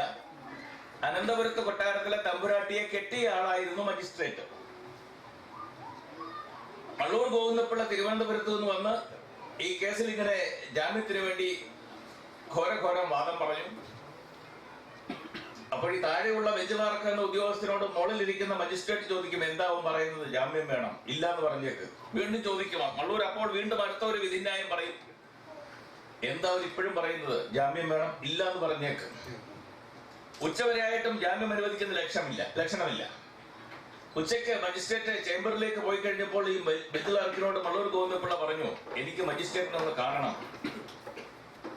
സാർ, ആര് വന്നു എന്ന് പറയണം? അത് തിരുവനന്തപുരത്ത് നിന്ന് മള്ളൂർ ഗോവിന്ദപിള്ള എന്നൊരു വക്കീൽ. അപ്പോഴാണ് ഈ ബെഞ്ച് ക്ലാർക്ക് പോലും ഐഡന്റിഫൈ ചെയ്യുന്നത്, തിരിച്ചറിയുന്നത് ഇതാണ് മള്ളൂർ ഗോവിന്ദപിള്ള. അകത്ത് എന്ന് പറഞ്ഞു, മള്ളൂർ ഗോവിന്ദപിള്ള അങ്ങേ മുഖം കാണിക്കാൻ നിൽക്കുന്നു. അകത്ത് കയറി മജിസ്ട്രേറ്റിനോട് പറഞ്ഞു. മജിസ്ട്രേറ്റ് പെട്ടെന്ന് മള്ളൂരോ വരാൻ പറയൂ എന്ന് പറഞ്ഞു. അകത്ത് കയറി, എന്താ വന്നത്? അത് എനിക്ക് ആ കേസിൽ ജാമ്യം വേണം, അത് ജാമ്യം ലഭിക്കാവുന്ന വകുപ്പാണ്. രാവിലെ മുതൽ ഞാൻ പറയുന്നത് ജാമ്യം വേണമെന്നാണ്. എടാ, അത് നീ ഇംഗ്ലീഷ് പുസ്തകമല്ലേ വായിച്ച് കേൾപ്പിക്കുന്നത്? എനിക്ക് ഇംഗ്ലീഷ് അറിയില്ല, അത് നിനക്കറിയില്ല. നീ രാവിലെ പറഞ്ഞിരുന്നത് ജാമ്യം കൊണ്ട് നിനക്ക് ഇപ്പൊ തിരുവനന്തപുരത്ത് പോകാമായിരുന്നല്ലോ. രാജാവിന് ഈ കൊട്ടാരത്തിൽ വരുമ്പോൾ കിട്ടുന്ന ചില സംവിധാനങ്ങളുടെ പേരിൽ ഇംഗ്ലീഷും പ്രാഥമിക വിദ്യാഭ്യാസവും ഇല്ലാത്ത ഈ തമ്പുരാട്ടിയെ കെട്ടി അതിനെ മജിസ്ട്രേറ്റായിട്ട് അങ്ങ് നിയമിച്ചു. അതുപോലെ ജനകീയ ജനാധിപത്യത്തിലും ഒരുപാട് ന്യായാധിപന്മാർ നമ്മുടെ നിയമസംഹിതയ്ക്ക് പേരുദോഷമുണ്ടാക്കുവാൻ ഇരുന്നിട്ടുണ്ട്. ഇന്ത്യൻ ജുഡീഷ്യറിയിൽ ഏറ്റവും കൂടുതൽ പേരുദോഷമുണ്ടാക്കിയ ഒരു ചീഫ് ജസ്റ്റിസ് ജനിച്ച നാട് എന്ന ഒരു ചീത്തപ്പേര് കൂടി സമ്പാദിച്ച നാടാണ് കേരളം. കാർഷിക ശാസ്ത്ര രംഗത്ത് ഡോക്ടർ എം എസ് സ്വാമിനാഥനെ സംഭാവന ചെയ്ത, ഹരിത വിപ്ലവ രംഗത്ത് ഡോക്ടർ വി കുര്യനെ സംഭാവന ചെയ്ത, ഗണിതശാസ്ത്രത്തിൽ രാമാനുജനെ സംഭാവന ചെയ്ത നമ്മുടെ നാടിന് ഇന്ത്യൻ നീതിന്യായ വ്യവസ്ഥയിൽ ഒരു കറുത്ത മുത്തിനെ ഇപ്രകാരം സംഭാവന ചെയ്തു എന്ന ഒരു ദുഷ്കീർത്തി കൂടി നേരിടേണ്ട ദുരവസ്ഥ ഉണ്ടായിട്ടുണ്ട്. ആരെ പറ്റിയാണ് പറഞ്ഞതെന്ന് നിങ്ങൾക്ക് മനസ്സിലായി കാണും. അപ്പോൾ ഇവിടെ കമാൽ പാഷ ജില്ലാ ജഡ്ജിയായിട്ട് നിയമനം ലഭിച്ച ഒരാളാണ്. അതിന് മുമ്പ് വക്കീലായി പ്രാക്ടീസ് ചെയ്തിരുന്ന ആളാണ്. കമാൽ പാഷ ജില്ലാ ജഡ്ജിയായി നിയമനം ലഭിക്കുമ്പോൾ ഞാനൊക്കെ പ്രാക്ടീസിങ് ലോയേഴ്സാണ്. ജില്ലാ ജഡ്ജിയായി അധികാരത്തിൽ കയറി ആദ്യം അദ്ദേഹത്തിന് മുമ്പ് വിചാരണയ്ക്ക് വരുന്നത് ഒരു കൊലക്കേസാണ്. എറണാകുളത്താണ് സർവീസിൽ കയറുന്നത്. ഈ കൊലക്കേസിൽ അദ്ദേഹം വിധി കൽപ്പിച്ചത് പ്രതിയെ തൂക്കിക്കൊല്ലാനാണ്. അന്ന് ഞങ്ങൾ വക്കീലന്മാർ പറയുമായിരുന്നു, എങ്ങാനും 2 മാസം കൂടി ഈ മനുഷ്യനെ നിയമിക്കാൻ വൈകിയിരുന്നെങ്കിൽ അങ്ങനെ നാട് മുഴുവൻ നടന്ന് ആരെയെങ്കിലും വെട്ടിക്കൊന്നനെ. അന്ന് മുതൽ ഇന്ന് വരെയുള്ള വിധിന്യായങ്ങൾ പരിശോധിച്ചാൽ പബ്ലിസിറ്റിക്ക് വേണ്ടി അബ്യൂസീവ് പ്രോസസ് ഓഫ് ലോ നിയമത്തിലൊരു പ്രയോഗമാണ്. ഈ വകുപ്പിൻ പ്രകാരം എനിക്ക് പ്രയോഗിക്കുവാൻ പറ്റുന്ന പരമമായ അധികാരം ഇതാണെന്നിരിക്കെ ആ അധികാര പരിധിക്ക് പുറത്തേക്ക് ഞാൻ കടന്ന് ഉത്തരവ് പറയുന്നതിനെയാണ് colourable exercise of powers and abusive process of law എന്ന നിയമഭാഷയിൽ ഞങ്ങൾ വർത്തമാനിക്കുന്നത്. അത്തരമാണ് ഇദ്ദേഹത്തിന്റെ ഒട്ടുമിക്ക ജഡ്ജ്മെന്റുകളിലും കണ്ടുവരുന്നത്. ഒരു കോടതിയെ സംബന്ധിച്ച് കോടതിയുടെ മുമ്പാകെ പരിഗണനയ്ക്ക് വരുന്ന വിഷയം ലഭ്യമായ തെളിവുകളുടെയും രേഖകളുടെയും അടിസ്ഥാനത്തിൽ നിയമത്തെ വ്യാഖ്യാനിച്ചുകൊണ്ട് ഉത്തരം പറയുക എന്നുള്ളതാണ് കോടതിയുടെ ധർമ്മം. രാവിലെ വീട്ടിൽ നിന്നിറങ്ങി കോടതിയിലേക്ക് പോകുമ്പോൾ ഒരാളെ കാള കുത്തിക്കൊല്ലുന്നത് കണ്ണുകൊണ്ട് കണ്ട ജഡ്ജിയാണെങ്കിൽ പോലും അതിന്റെ വിചാരണ വരുമ്പോൾ കത്തികൊണ്ട് കുത്തിക്കൊല്ലുന്നു എന്ന് തെളിവുകളും സാക്ഷിയും രേഖയും ഉണ്ടെങ്കിൽ തന്റെ മനസാക്ഷിയെ അവിടെ മൂടി വെച്ചിട്ട് ആ തെളിവുകളുടെ അടിസ്ഥാനത്തിൽ വിധിക്കാനേ ഇന്ത്യൻ നീതിന്യായ വ്യവസ്ഥ അനുസരിച്ച് ജഡ്ജിമാർക്ക് പറ്റും. എന്നാൽ ഇവിടെ സാമാന്യ ബോധത്തിന് നിരക്കാത്ത പ്രബന്ധ അവതാരകന്റെ നിലപാടിനോട് 100 അല്ല 101% ഞാൻ യോജിക്കുകയാണ്. സാമാന്യ ബോധത്തിന് നിരക്കാത്ത ഒരു ഭോഷ്കത്തരമാണ് 4 പത്രക്കാരുടെയും TV ചാനലുകാരുടെയും ക്യാമറ കണ്ടപ്പോൾ ഈ ന്യായാധിപൻ അവിടെ എഴുന്നള്ളിച്ചത്. സ്വപ്നത്തിൽ പോലും ഇത്തരമൊരു സമ്പ്രദായം ഒരു പരിഷ്കൃത ലോകത്തിന് യോജിച്ചതല്ല. ഏത് സാഹചര്യത്തിലാണ് നബി തിരുമേനി ബഹുഭാര്യാത്വത്തെ അനുവദിക്കപ്പെട്ടിട്ടുള്ളത് എന്ന് എന്നേക്കാൾ നന്നായി വിശുദ്ധ ഗ്രന്ഥം വായിച്ച് അപഗ്രഥിച്ചിട്ടുള്ളത് നിങ്ങൾക്കറിയാം. അതൊരു നിഷ്ഠയായും നിഷ്കർഷയായും നമ്മൾ ആചരിക്കേണ്ട ഒന്നാണ് എന്നല്ല പറഞ്ഞത്. ചില പ്രത്യേക സാഹചര്യത്തിൽ നമ്മുടെ സഹജീവികളായ നമ്മുടെ 1/2 കൂട്ടത്തിൽ അവർക്ക് നിരാലംബരായി മാറുമ്പോൾ, അവർക്ക് ദുരവസ്ഥയുണ്ടാവുമ്പോൾ, അവർക്ക് സാമൂഹ്യ നീതി നിഷേധിക്കപ്പെടുന്ന ഒരു അവസ്ഥ ഉണ്ടാവുമ്പോൾ അവരുടെ സംരക്ഷണ ചുമതല ഏറ്റെടുക്കുന്നതിന്റെ ഭാഗമായി ഒപ്പമുള്ള 1-ാം പങ്കാളിയുടെയോ 2-ാം പങ്കാളിയുടെയോ 3-ാം പങ്കാളിയുടെയോ വിരോധമില്ലാതെ എല്ലാവരെയും സമഭാവനയോടെ കാണുവാനുള്ള കെൽപ്പും കഴിവും നിനക്കുണ്ടെങ്കിൽ മാത്രം ഇപ്രകാരം കൂടി ചെയ്യുന്നത് നിയമവിരുദ്ധമല്ല എന്ന കൽപ്പനയെ വിഷയാവതാരകൻ സൂചിപ്പിച്ചതുപോലെ ദുർവ്യാഖ്യാനം ചെയ്ത് സുഖഭോഗത്തിന് വേണ്ടി ഉപയോഗിക്കുന്ന ഒരു ന്യൂനപക്ഷത്തിന്റെ ചൈതികളെ പെരുപ്പിച്ച് കാണിക്കുന്ന ഒരവസ്ഥയും നമ്മുടെ നാട്ടിലുണ്ട്. പക്ഷേ ബഹുഭർത്തൃത്വം എന്ന് പറയുന്നതിന് ഇതിനേക്കാൾ മാരകമായ സാമൂഹ്യ വിപത്താണ് അത് സംഭവിച്ചാൽ ഉണ്ടാവുക. അവതാരകൻ സൂചിപ്പിച്ചതുപോലെ ജീവശാസ്ത്രപരമായി നമുക്ക് സങ്കല്പിക്കുവാൻ ഒക്കാത്ത ദുരന്തങ്ങൾ സംഭവിക്കാം, സംഘർഷങ്ങൾ സംഭവിക്കാം, വേണ്ടി വന്നാൽ കൊലപാതകത്തിൽ ചെന്ന് അവസാനിക്കാം, സ്വത്ത് പങ്കുവെക്കലിൽ ഉണ്ടാവാം, അടുത്ത തലമുറയുടെ ജന്മത്തിൽ വൈകൃതങ്ങൾ ഉണ്ടാവാം. ഇതൊന്നും മനസ്സിലാക്കാതെയാണ് ഒരു ഉന്നത നീതിപീഠത്തിലിരുന്ന ന്യായാധിപന്റെ പാഴ്വാക്ക് ഒരു സമൂഹത്തിന്റെ ഇടയിൽ ഇപ്രകാരം സമയം ചർച്ച ചെയ്ത് കളയുവാനിടയാക്കിയത്. കേട്ട പാതി കേൾക്കാത്ത പാതി ചില ആളുകൾ സോഷ്യൽ മീഡിയയിൽ വാളുമെടുത്തിറങ്ങി. എന്തു പറഞ്ഞാലും ഇപ്പോൾ സോഷ്യൽ മീഡിയയിലാണല്ലോ പ്രതികരിക്കുന്നത്. വീട്ടിൽ ഇന്ന് അത്താഴത്തിന് കറി വെക്കുന്നത് എന്താണ് എന്ന് ചോദിക്കുവാൻ വാട്സപ്പിൽ പ്രത്യേക ഗ്രൂപ്പ് ഉണ്ടാക്കി ചർച്ച ചെയ്യുന്ന കാലഘട്ടത്തിലാണ് നമ്മൾ പോകുന്നത്. അമ്മ എന്താ കറി എന്ന് നേരിട്ട് അമ്മയോട് അടുക്കളയിൽ ചെന്ന് ചോദിക്കല്ല, അത് വാട്സപ്പിൽ ഗ്രൂപ്പ് ഉണ്ടാക്കി അമ്മയ്ക്ക് ഉടനെ ഒരു സ്മൈൽ അയക്കുക, അമ്മയെ കറി എന്താണ് എങ്കിലേ തൃപ്തിയാവൂ. അത്തരത്തിലേക്ക് സാങ്കേതിക വിദ്യയുടെ ഒരു വളർച്ച നമ്മെ അത്തരത്തിലേക്ക് കൂടി കൊണ്ടെത്തിച്ച ഒരു ദുരവസ്ഥ കാലഘട്ടത്തിലാണ് നമ്മൾ കടന്നു പോകുന്നത്. മനുഷ്യന്റെ സ്നേഹം, വികാരം തുടങ്ങിയ കാര്യങ്ങൾ ഇപ്പോൾ ഇമോഷൻസ് ആയിട്ടാണ് കാണിക്കുന്നത്. എനിക്ക് ഇത്തരത്തിലുള്ള ഇമോഷൻസ് ആയിട്ട് ആരെങ്കിലും ഒക്കെ അയച്ചു തന്നാൽ പലതും എനിക്ക് മനസ്സിലാവില്ല. ഈ പൊട്ടിച്ചിരിക്കുന്ന ഒരെണ്ണം എനിക്ക് മനസ്സിലാവും, ബാക്കിയുള്ള പലതും എനിക്ക് മനസ്സിലാവുന്നില്ല. അപ്പൊ ഞാൻ അവരോട് ചോദിക്കും, ഇപ്പോൾ അയച്ചു തന്നതിന്റെ അർത്ഥം എന്താണ് എഴുതി ചോദിക്കും. അപ്പൊ പറയും, ഞാൻ ഇന്നതാണ് ഉദ്ദേശിച്ചത്. എന്റെ പൊന്നു കുഞ്ഞെ, അത് പറഞ്ഞിരുന്നെങ്കിൽ എന്ത് സന്തോഷമായിട്ട് എനിക്ക് മനസ്സിലാകുമായിരുന്നു. പലപ്പോഴും ഞാൻ ചോദിച്ചിട്ടുണ്ട്. ഞാനില്ലേ, ഒരുപക്ഷെ ഈ പുതിയ തലമുറ നമ്മളെ ആക്ഷേപിക്കുമായിരിക്കും, തന്മാവിൻ കൊമ്പത്ത് സിനിമയിലെ അപ്പക്കാളയെ പോലെ നമ്മളൊരു ബുദ്ധിയില്ലാത്തവനാണെന്ന് ധരിക്കുമായിരിക്കും. ഇങ്ങനെയുള്ള സന്ദർഭങ്ങളിൽ അപ്പക്കാളയാവുന്നതിൽ സന്തോഷമുണ്ട് നമുക്ക്. അതുകൊണ്ട് ഈ നയാധിപൻ സമൂഹത്തിൽ ഒരു പുതിയ തരത്തിലുള്ള വിഷവിത്താണ് വിതച്ചിട്ട് പോയത് എന്ന് പറയുന്നതിൽ എനിക്ക് യാതൊരു ബുദ്ധിമുട്ടുമില്ല. പരിശുദ്ധനായ ഇസ്ലാമിക ദർശനത്തിൽ ബഹുഭാര്യാത്വത്തെ ഒരിക്കലും ഒരു നിഷ്ഠയോ നിയമവുമായി അവതരിപ്പിച്ചിട്ടില്ല, അടിച്ചേൽപ്പിച്ചിട്ടില്ല, പ്രഖ്യാപിച്ചിട്ടില്ല, കൽപ്പിച്ചിട്ടില്ല. പക്ഷെ ഇന്ന സാഹചര്യങ്ങളിൽ നിങ്ങൾക്കതാവാമെന്ന് പറഞ്ഞത് സമൂഹ നന്മയിലാക്കിയാണ്. ഇന്ത്യയിലെ സെക്കുലറിസം എന്ന് പറയുന്നത് പാശ്ചാത്യ സെക്കുലറിസത്തിൽ നിന്നും വളരെ വ്യത്യസ്തമാണ്. പാശ്ചാത്യ സെക്കുലറിസം എന്ന് പറഞ്ഞാൽ, അമേരിക്കൻ സെക്കുലറിസത്തെ നമ്മൾ നോക്കിയാൽ, അമേരിക്കയിൽ ഫെഡറൽ നിയമമാണ് അവിടെയുള്ള എല്ലാവരും അനുസരിക്കേണ്ടത്. ഒറ്റ നിയമമേ ഉള്ളൂ, പേഴ്സണൽ ലോ, വ്യക്തി നിയമങ്ങൾക്ക് അവിടെ വിലയില്ല. പക്ഷെ സെക്കുലർ രാജ്യമാണ്. അവിടെ ആ സെക്കുലറിസത്തിൽ വ്യക്തി നിയമങ്ങൾക്ക് അതിജീവിച്ചുകൊണ്ട് അതിന് മുകളിൽ നിൽക്കുക, അപ്പർ ഹാൻഡ് എടുത്ത് നിൽക്കുന്നത്, ഡോമിനേറ്റ് ചെയ്ത് നിൽക്കുന്നത് ഫെഡറൽ നിയമമാണ്, ദേശീയ നിയമമാണ്.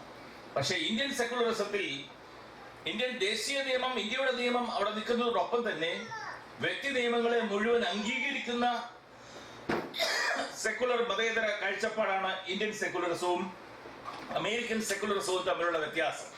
ഇസ്ലാമിക വ്യക്തി നിയമം, ഞാനൊക്കെ കോളേജിൽ പഠിച്ചപ്പോൾ ഇസ്ലാം ലോ പഠിച്ചു, ക്രിസ്ത്യൻ ലോ പഠിച്ചു, ഹിന്ദു ലോ പഠിച്ചു, സിവിൽ കോഡും പഠിച്ചു.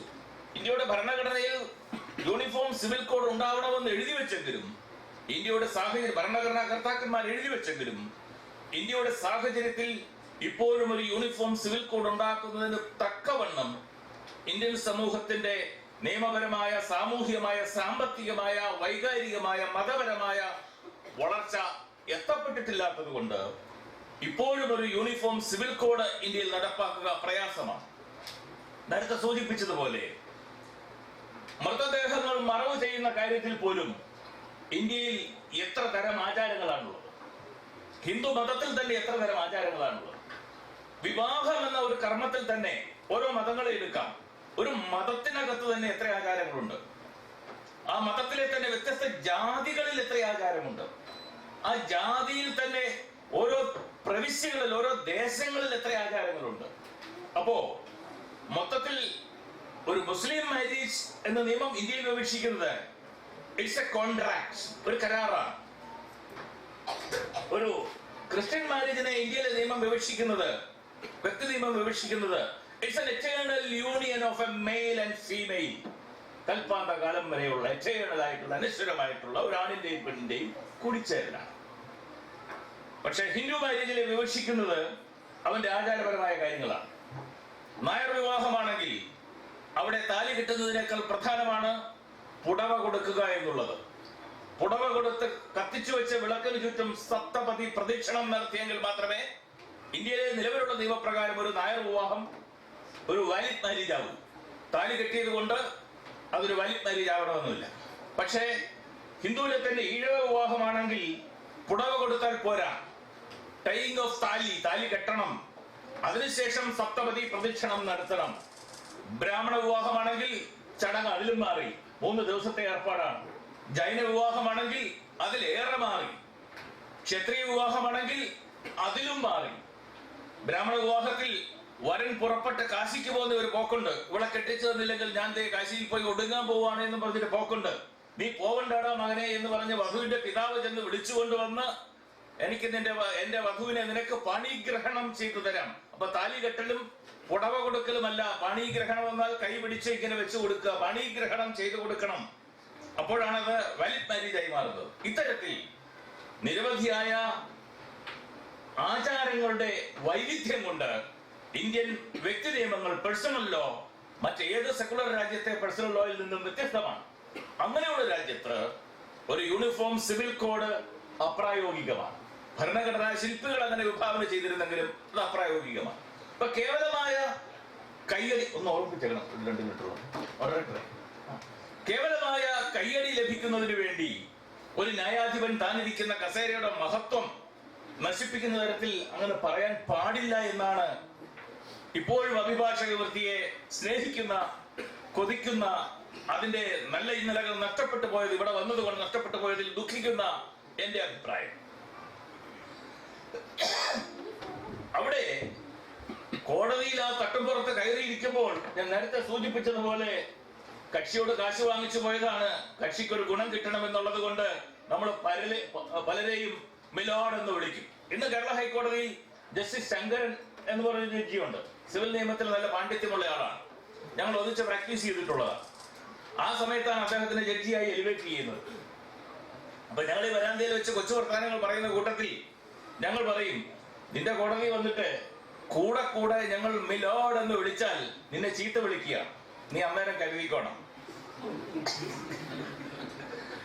4 പ്രാവശ്യം കൂടുതൽ നിന്നെ മിലോഡ് മിലോഡ് മിലോഡ് എന്ന് വിളിച്ചാൽ നിന്നെ ഞങ്ങൾ ചീത്ത വിളിച്ചു കരുതിക്കോണം. അപ്പൊ നീ ഒന്നി തള്ളിക്കൊള്ളോ, അതിനെ അനുവദിച്ചോണം. ഇതാണ് പറഞ്ഞിട്ടുള്ള കോഡ്.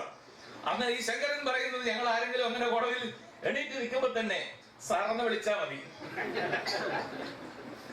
അപ്പൊ ഇത്തരത്തിൽ അതേപോലെ ഈ കഴിഞ്ഞ ദിവസം ജസ്റ്റിസ് ബസന്ത്, റിട്ടയർ ചെയ്ത ജസ്റ്റിസ് ബസന്ത് കേരള ഹൈക്കോടതിയിലെ ബാർ കൗൺസിൽ ഹാളിൽ വന്നൊരു സെമിനാർ വക്കീലന്മാർക്ക് വേണ്ടി നടത്തി. ഈ വിവാദങ്ങൾ കത്തിയതിന്റെ പിന്നാലെ വന്ന കാര്യങ്ങളാണ്. ഇന്ത്യൻ വ്യക്തി നിയമത്തെ പറ്റിയാണ് അദ്ദേഹം അവിടെ പറഞ്ഞത്.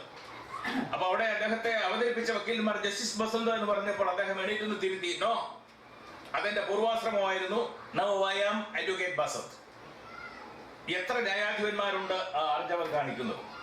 അത് പറയുന്ന കാര്യങ്ങൾ ഇപ്പോഴും നീതിന്യായ രംഗത്തുള്ള നല്ല അഭിഭാഷകന്മാർ കൊതിക്കുന്നതാണ് ജസ്റ്റിസ് ബസന്തിന്റെ ഒരു പ്രസംഗം കേൾക്കുവാൻ, ഒരു ക്ലാസ് കേൾക്കുവാൻ. അപ്പൊ അങ്ങനെ ഇല്ലാതെ ഈ വിളഞ്ഞു പഴുക്കാത്ത, കുഞ്ഞിനി മാഷ് പറഞ്ഞതുപോലെ വിളഞ്ഞു പഴുക്കാത്ത പലതും പല സ്ഥലങ്ങളിൽ എത്തിച്ചേരുമ്പോഴാണ് ആ സ്ഥാനത്തിനും അതിരിക്കുന്ന കസേരകൾക്കും അപജയം സംഭവിക്കുന്നത്. അങ്ങനെ അപജയം സംഭവിച്ചത് കൊണ്ടാണ് ഇന്നൊരു വ്യാഴാഴ്ച രാത്രി നമുക്ക് മറ്റു പല കാര്യങ്ങളും മാറ്റിവെച്ച് ഇവിടെ ഇതിനെ ഒത്തുകൂടി അത് ചർച്ച ചെയ്യപ്പെടേണ്ടി വരുന്നത്. അതുകൊണ്ട് ഒരു പരിഷ്കൃത സമൂഹത്തിന് ബഹുഭാര്യാത്വവും ആശാസ്യമല്ല എന്നാണ് എന്റെ ഒരു പക്ഷം.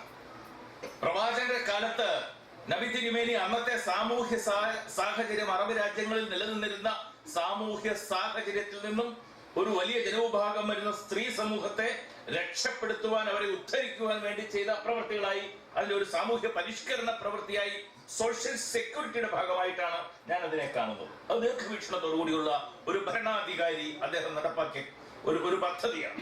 പക്ഷെ ഇന്ന് കാലം മാറി, അന്നത്തതിൽ നിന്നും ഒരുപാട് കാലം മാറി.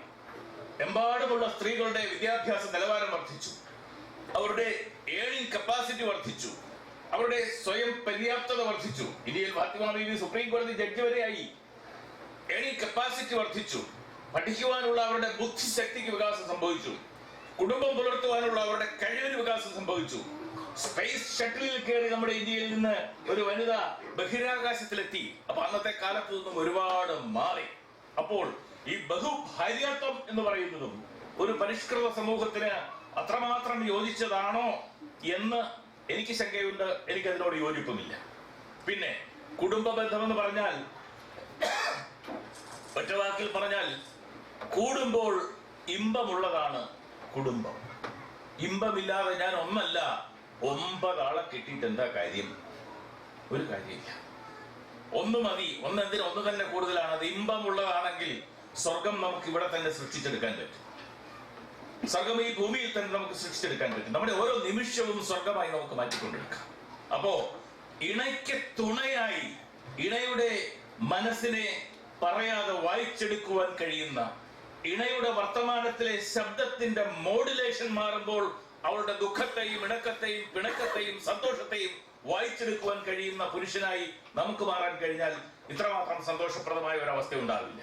മറിച്ച് 4 ഭാര്യമാർ 4 വിധത്തിൽ ചിന്തിക്കുകയും 4 ഭർത്താക്കന്മാർ 4 വിധത്തിൽ ചിന്തിക്കുകയും ചെയ്താൽ 3ാം ലോകമഹായുദ്ധം ഒരു കൂരയ്ക്ക് കീഴിൽ തന്നെ നടക്കും.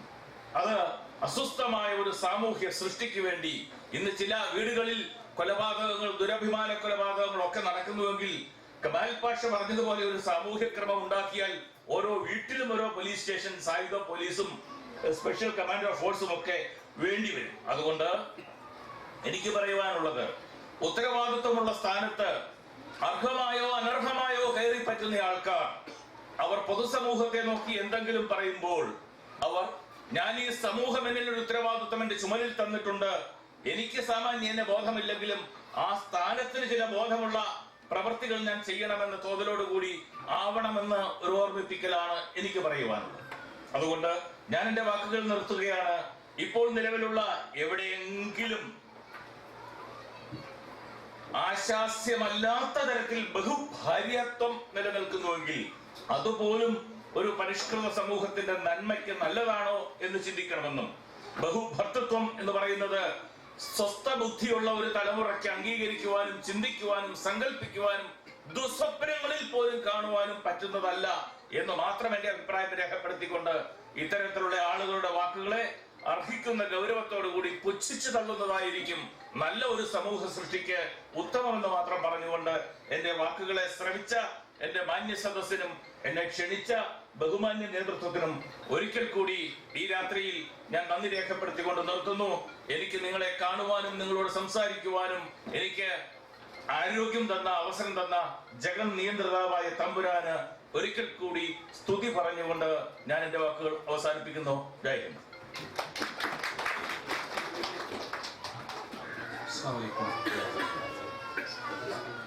അൽഹംദുലില്ലാഹ് വസ്സലാത്തു വസ്സലാമു അലാ റസൂലില്ലാഹി വആലിഹി വസഹ്ബിഹി അജ്മഈൻ. വേദിയിലിരിക്കുന്ന പണ്ഡിതന്മാരെ, നേതാക്കന്മാരെ, നല്ലവരായ സഹോദരന്മാരെ, സഹോദരിമാരെ, വളരെ കൗതുകമുള്ള ഒരു വിഷയമാണ് ഇവിടെ ഇപ്പോൾ സംസാരിച്ചുകൊണ്ടിരിക്കുന്നത്. ഇനി രണ്ടാളുകൾ നമ്മുടെ ഗസ്റ്റുകൾ വരാനുണ്ടതാണ്.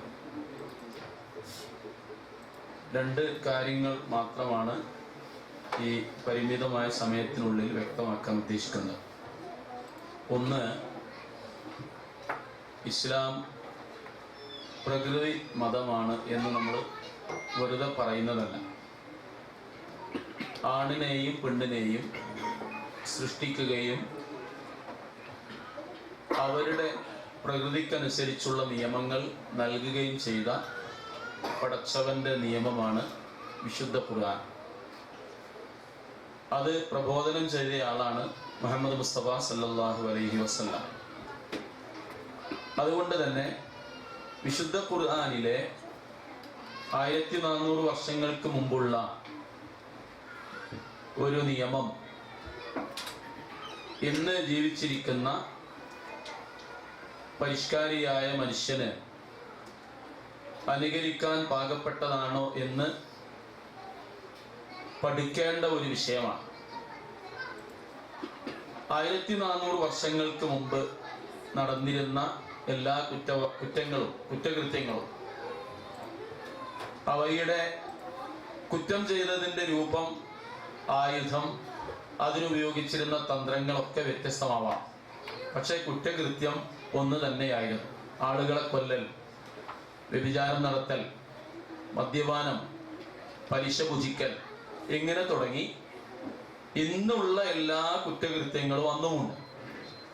ആ കുറ്റകൃത്യങ്ങൾ ചെയ്യാൻ ഉപയോഗിച്ചിരുന്ന തന്ത്രങ്ങളും രീതികളും വ്യത്യസ്തമായിരുന്നു. ഖുർആൻ അതെല്ലാം നിരോധിച്ചു. അതുപോലെ മനുഷ്യ നന്മക്ക് ആവശ്യമായ മുഴുവൻ കാര്യങ്ങളും ഇന്നത്തെ മനുഷ്യന്റെ പൂർവികൻ എന്ന് പറയാൻ 14 നൂറ്റാണ്ട് മുമ്പുള്ള മനുഷ്യർക്ക് ആ നന്മകളെല്ലാം ഇന്നും മനുഷ്യരുടെ ജീവിതത്തിൽ ഉണ്ടതാണ്. ഈ നന്മകളെല്ലാം ഖുർആൻ പ്രോത്സാഹിപ്പിക്കുകയും ചെയ്യുന്നുണ്ട്. എന്നാൽ മനുഷ്യത്വത്തിന് വിരുദ്ധമായ ഏത് കാര്യങ്ങൾ അന്ന് നിരോധിച്ചുവോ അത് ഇന്നും നിരോധിക്കപ്പെട്ടതാണ് ഇസ്ലാമിൽ. അതിൽ അനുവദിക്കപ്പെട്ട കാര്യം നേരത്തെ ഇവിടെ സുധീന്ദ്രൻ സാർ സൂചിപ്പിച്ചതുപോലെ പരിഷ്കാരം എന്ന് പറഞ്ഞതിന്റെ അർത്ഥം എന്താണ്? പരിഷ്കൃത സമൂഹം എന്ന് പറഞ്ഞാൽ അതിന്റെ അർത്ഥം എന്താണ്? പരിഷ്കാരം എന്നതിന് എന്ത് നിർവചനം പറഞ്ഞാലും ആ പരിഷ്കാരത്തിന്റെ പരിധിയിൽ മനുഷ്യത്വത്തിന് വിരുദ്ധമായ ഒരു കാര്യം ചെയ്താൽ അതിന് നമ്മൾ പരിഷ്കാരം എന്ന് പറയാൻ പാടുണ്ടോ? പുകവലിക്കുന്ന ഒരു സ്ത്രീ പരിഷ്കാരിയായ പെണ്ണ് എന്നാണ് ഇന്ന് അറിയപ്പെടുന്നത്. അല്പവസ്ത്രധാരിണിയായ ഒരു പെണ്ണിനെ കുറിച്ച് പറയുന്നത് അവൾ പരിഷ്കാരിണിയായ പെണ്ണാണ് എന്നാണ്. അല്പമൊക്കെ മദ്യം പാനം ചെയ്യുകയും പുരുഷന്മാരുടെ കൂടെ പുരുഷന്മാർ ചേർന്ന് നടക്കുന്നത് പോലെ നടക്കുകയും ചെയ്താൽ അവൾ പരിഷ്കാരിണിയാണ് എന്ന് പറഞ്ഞാൽ അത് പരിഷ്കാരമായി തീരുന്നത് എങ്ങനെ? ഇതുപോലെ ബഹുഭർത്തൃത്വം എന്ന് പറയുന്നത് ഒരു സമൂഹത്തിനും, അത് പരിഷ്കാരമായാലും അല്ലെങ്കിൽ ഒരു സമൂഹത്തിനും അംഗീകരിക്കാൻ പാടില്ലാത്ത കാര്യമാകുന്നത് ഇസ്ലാമിനെ സംബന്ധിച്ചിടത്തോളം അതിന്റെ കുടുംബ ഭദ്രതയുമായി ബന്ധപ്പെട്ട വിഷയമാണ്, കുടുംബ നിയമവുമായി ബന്ധപ്പെട്ട വിഷയമാണ്. ഖുർആൻ, ഇസ്ലാം കുടുംബ ജീവിതത്തിന് വലിയ പ്രാധാന്യം നൽകുന്ന മതമാണ്. അതിന് സ്നേഹസമ്പന്നമായ നല്ല ഒരു കെട്ടുറപ്പ് ആവശ്യമാണ് എന്നതുകൊണ്ട് ആ ഖുർആൻ നൽകുന്ന നിർദ്ദേശങ്ങളിൽ ബഹുഭർത്തൃത്വം ഇല്ല എന്ന് മാത്രമല്ല, അങ്ങനെ ഒരു ചർച്ച പോലും ഇസ്ലാമിൽ അംഗീകരിക്കപ്പെടുന്നില്ല. അത് കുഞ്ഞിന്റെ ഉപ്പയെ തീരുമാനിക്കുന്ന വിഷയമായതുകൊണ്ടല്ല. അത് ഇന്ന് വളരെ എളുപ്പമാണ്, DNA ടെസ്റ്റ് നടത്തിയാൽ ആരാണ് കുഞ്ഞിന്റെ പിതാവ് എന്നറിയും. അങ്ങനെ വിഷയമല്ല. കുടുംബ ജീവിതത്തിന്റെ ഭദ്രതയെ ഏതെങ്കിലും വിധത്തിൽ അത് അനുകൂലിക്കുമെന്ന് പറയാൻ ഒരു ന്യായവും കാണുന്നില്ല. അതുകൊണ്ടാണ് ഒരു സമൂഹവും, അത് ഏത് സമൂഹമാണെങ്കിലും ഒരു സമൂഹവും ബഹുഭർത്തൃത്വം അംഗീകരിക്കാതിരുന്നത്. ഉണ്ടായിരുന്ന ഹിന്ദു സമൂഹത്തിൽ തന്നെ അത് കാലഹരണപ്പെട്ടു പോയി എന്ന് പറയാം. പല ഹിന്ദു സമൂഹങ്ങളിൽ ഇപ്പൊ ഞാനൊക്കെ സ്കൂളിൽ പഠിക്കുന്ന സമയത്ത് എൻ്റെ ഒരു അയൽവാസി ഉണ്ടായിരുന്നു. അവര് ഭാഗവതരായിരുന്നു. അദ്ദേഹം അമ്പലങ്ങളിലൊക്കെ പോയി പാട്ട് പാടുന്ന കുറച്ചു പ്രായം ചെന്നാണ്. അദ്ദേഹത്തിനും അദ്ദേഹത്തിന്റെ ജ്യേഷ്ഠനും അദ്ദേഹത്തിന്റെ കുടുംബത്തിൽ 2 ആളുകൾക്ക് ഒരു ഭാര്യ ഉണ്ടായിരുന്നുണ്ടായിരുന്നത്, 2 ആളുകളെയും. അപ്പൊ അന്ന് നമ്മുടെ ചെറുപ്പത്തിലൊന്നും ഈ കാര്യങ്ങൾ മനസ്സിലാവില്ലായിരുന്നു. പക്ഷെ ഹൈസ്കൂളിൽ വന്നപ്പോ അവിടെ ഞങ്ങളുടെ ഒരു അധ്യാപകൻ ഉണ്ടായിരുന്നു, ശ്രീകുമാർ എന്നാണ് അദ്ദേഹത്തിന്റെ പേര്. അദ്ദേഹത്തിന്റെ വിവാഹ സമയത്ത് അദ്ദേഹം വിവാഹം കഴിച്ച സമയത്ത് അദ്ദേഹത്തിന്റെ അനിയനും ആ വിവാഹം ചെയ്ത ജ്യേഷ്ഠന്റെ ഭാര്യയുടെ കൂടെ ശയിക്കണം എന്ന പ്രശ്നം വന്നപ്പോ, ഭാര്യയായി കണക്കാക്കണമെന്ന പ്രശ്നം വന്നപ്പോ വലിയ കോലാഹലം ഉണ്ടായി. ഞങ്ങളുടെ അധ്യാപകൻ പറഞ്ഞ്, ഒരു കാരണവശാലും ഞാനത് സമ്മതിക്കൂല, ഞാൻ വിവാഹം ചെയ്തത് എനിക്ക് വേണ്ടിയാണ്, അനിയന് വേണമെങ്കിൽ അനിയന് വിവാഹം ചെയ്യാം. അപ്പൊ നമ്പൂരി സമൂഹത്തിലും നായർ സമൂഹത്തിലൊക്കെ ഒരുപാട് കാര്യങ്ങളുണ്ട്. ഇതിനെതിരെ വലിയ സമരം നടത്തിയൊരു പടനായകനുണ്ട് കേരള ചരിത്രത്തിൽ. വീട്ടി എന്ന ചുരുക്കപ്പേരിൽ അറിയപ്പെടുന്ന വീട്ടി നമ്പൂതിരിപ്പാട്, ഭട്ടതിരിപ്പാട് എന്ന് പറഞ്ഞാൽ അദ്ദേഹം ഹിന്ദു സമൂഹത്തിലെ അധാർമികതക്കെതിരെ, അന്ധവിശ്വാസങ്ങൾക്കെതിരെ, അതുപോലെ വിധവാ വിവാഹം അംഗീകരിക്കപ്പെടാത്ത സമൂഹത്തിൽ വിധവകളെ വിവാഹം ചെയ്യണം എന്ന് പറഞ്ഞ് വിവാഹത്തിന് പ്രേരണ നൽകിയ മഹാത്മാവായിരുന്നു വീട്ടി ഭട്ടതിരിപ്പാട്. എന്തിനാ ഇത് പറഞ്ഞെന്ന് വെച്ചാൽ ഹിന്ദു സമൂഹത്തിൽ നിന്ന് തന്നെ അത് കാലഹരണപ്പെട്ടു പോയി. ഇപ്പോ ഹിന്ദു പുരാണങ്ങളിൽ വന്നിട്ടുള്ള കാര്യങ്ങളൊന്നും പരാമർശിക്കേണ്ടതില്ല, അത് ചരിത്രമല്ല എന്ന് അത് ഒരു ഇതിഹാസമാണ് എന്ന് അത് കൊണ്ടു നടക്കുന്ന ആളുകൾ തന്നെ അംഗീകരിക്കുന്ന ഒരു കാര്യമാണ്. പക്ഷെ മുസ്ലിങ്ങളെ സംബന്ധിച്ചിടത്തോളം, നേരത്തെ എന്റെ മുമ്പ് സംസാരിച്ച സുധീന്ദ്ര സാറ് അഭിപ്രായപ്പെട്ട ഒരു കാര്യം, ചെറിയൊരു വിശദീകരണം ആവശ്യമാണ് ആ വിഷയത്തിൽ. അദ്ദേഹം തന്നെ അത് പറഞ്ഞിട്ടുണ്ട് താൻ. ഇസ്ലാമിക നിയമപ്രകാരം ഖുർആൻ പറഞ്ഞത് ഇതാണ്: നിങ്ങൾക്ക് യതീമുകളെ, ഈ ബഹുഭാര്യത്വത്തിന്റെ പ്രശ്നം ഖുർആനിൽ തുടങ്ങുന്ന സംഗതി തന്നെ പല ആളുകളും, അതായത് അറബികൾ, ഈ അറബികളുടെ പൗരാണികർ വിവാഹം ചെയ്യാൻ തീരുമാനിക്കും, അനാഥകളെ വിവാഹം ചെയ്യാൻ തീരുമാനിക്കും. ഈ അനാഥകളെ വിവാഹം ചെയ്യുന്നത് അനാഥകളെ സംരക്ഷിക്കാനായിരുന്നില്ല, നേരെ മറിച്ച് ഈ അനാഥകൾക്ക് സ്വത്തുണ്ടാവും. ആ സ്വത്ത് കരസ്ഥമാക്കാൻ വേണ്ടി അനാഥകളെ വിവാഹം ചെയ്യാൻ വേണ്ടിയുള്ള തീരുമാനം, കുതന്ത്രങ്ങൾ ഏർപ്പെടുത്തുന്ന പരിപാടി ഉണ്ടായിരുന്നു അറബികൾക്ക്. എന്നിട്ട് ഇവര് പല അനാഥകളെയും കെട്ടിക്കൊണ്ടുവരും. എന്തിന്? ഈ അനാഥകളുടെ സ്വത്ത് കരസ്ഥമാക്കി കെട്ടിക്കൊണ്ടുവന്ന് ഭാര്യയാക്കി കഴിഞ്ഞാൽ ഇവരുടെ സ്വത്ത് പതുക്കെ കരസ്ഥമാക്കി പിന്നീട് ഇവരെ മൊഴിയൊല്ലുകയോ ഒന്നുകിൽ അവരുടെ ജീവിതം തന്നെ അവസാനിപ്പിക്കുകയോ ചെയ്യുന്ന കൊടും ക്രൂരത. ഇങ്ങനെ ഇഷ്ടംപോലെ വിവാഹം ചെയ്യുന്ന ഏർപ്പാട്. അപ്പൊ ഖുർആൻ പറഞ്ഞു, നിങ്ങൾക്ക് അനാഥകളുടെ കാര്യത്തിൽ നീതി പാലിക്കാൻ, അതുപോലെ അനാഥകളുടെ കാര്യത്തിൽ നന്മ ആഗ്രഹിക്കുന്നുണ്ടെങ്കിൽ നിങ്ങൾ ചെയ്യേണ്ടത് മാന്യമായി,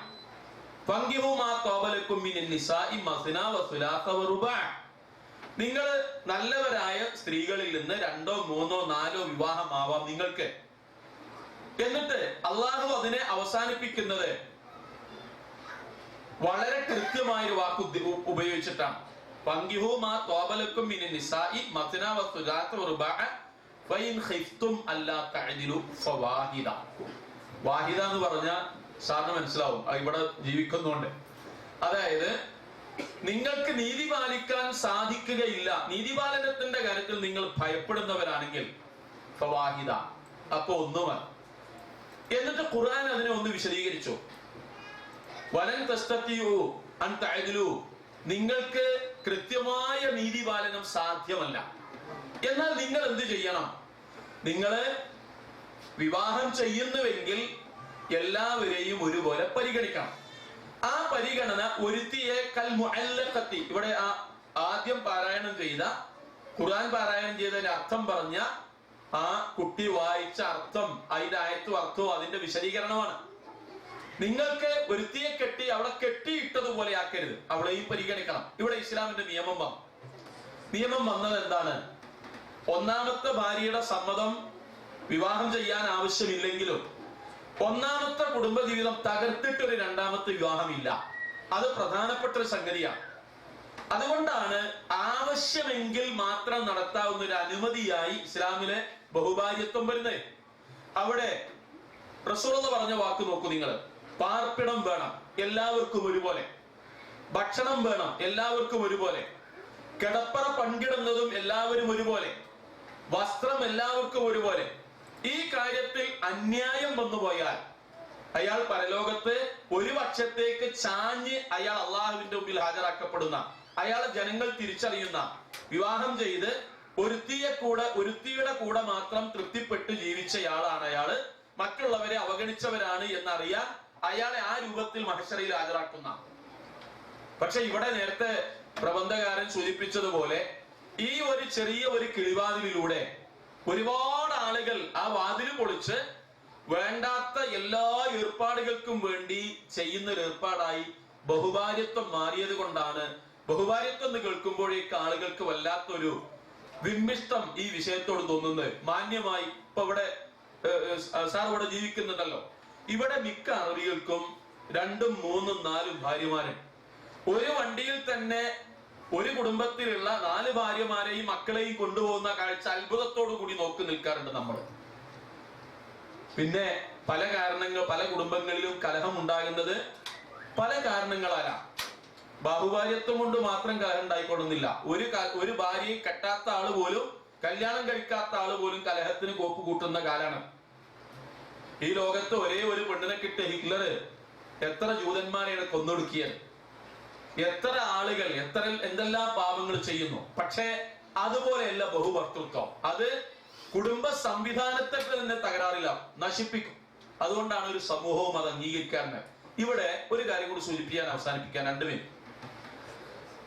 കമാൽ പാഷ അദ്ദേഹം പറഞ്ഞ ആ സദസ്സിൽ വന്നിട്ടുള്ള ഒരു വിഷയവുമായി ബന്ധപ്പെട്ട ഒരു വിഷയം ഏക സിവിൽ കോഡാണ്.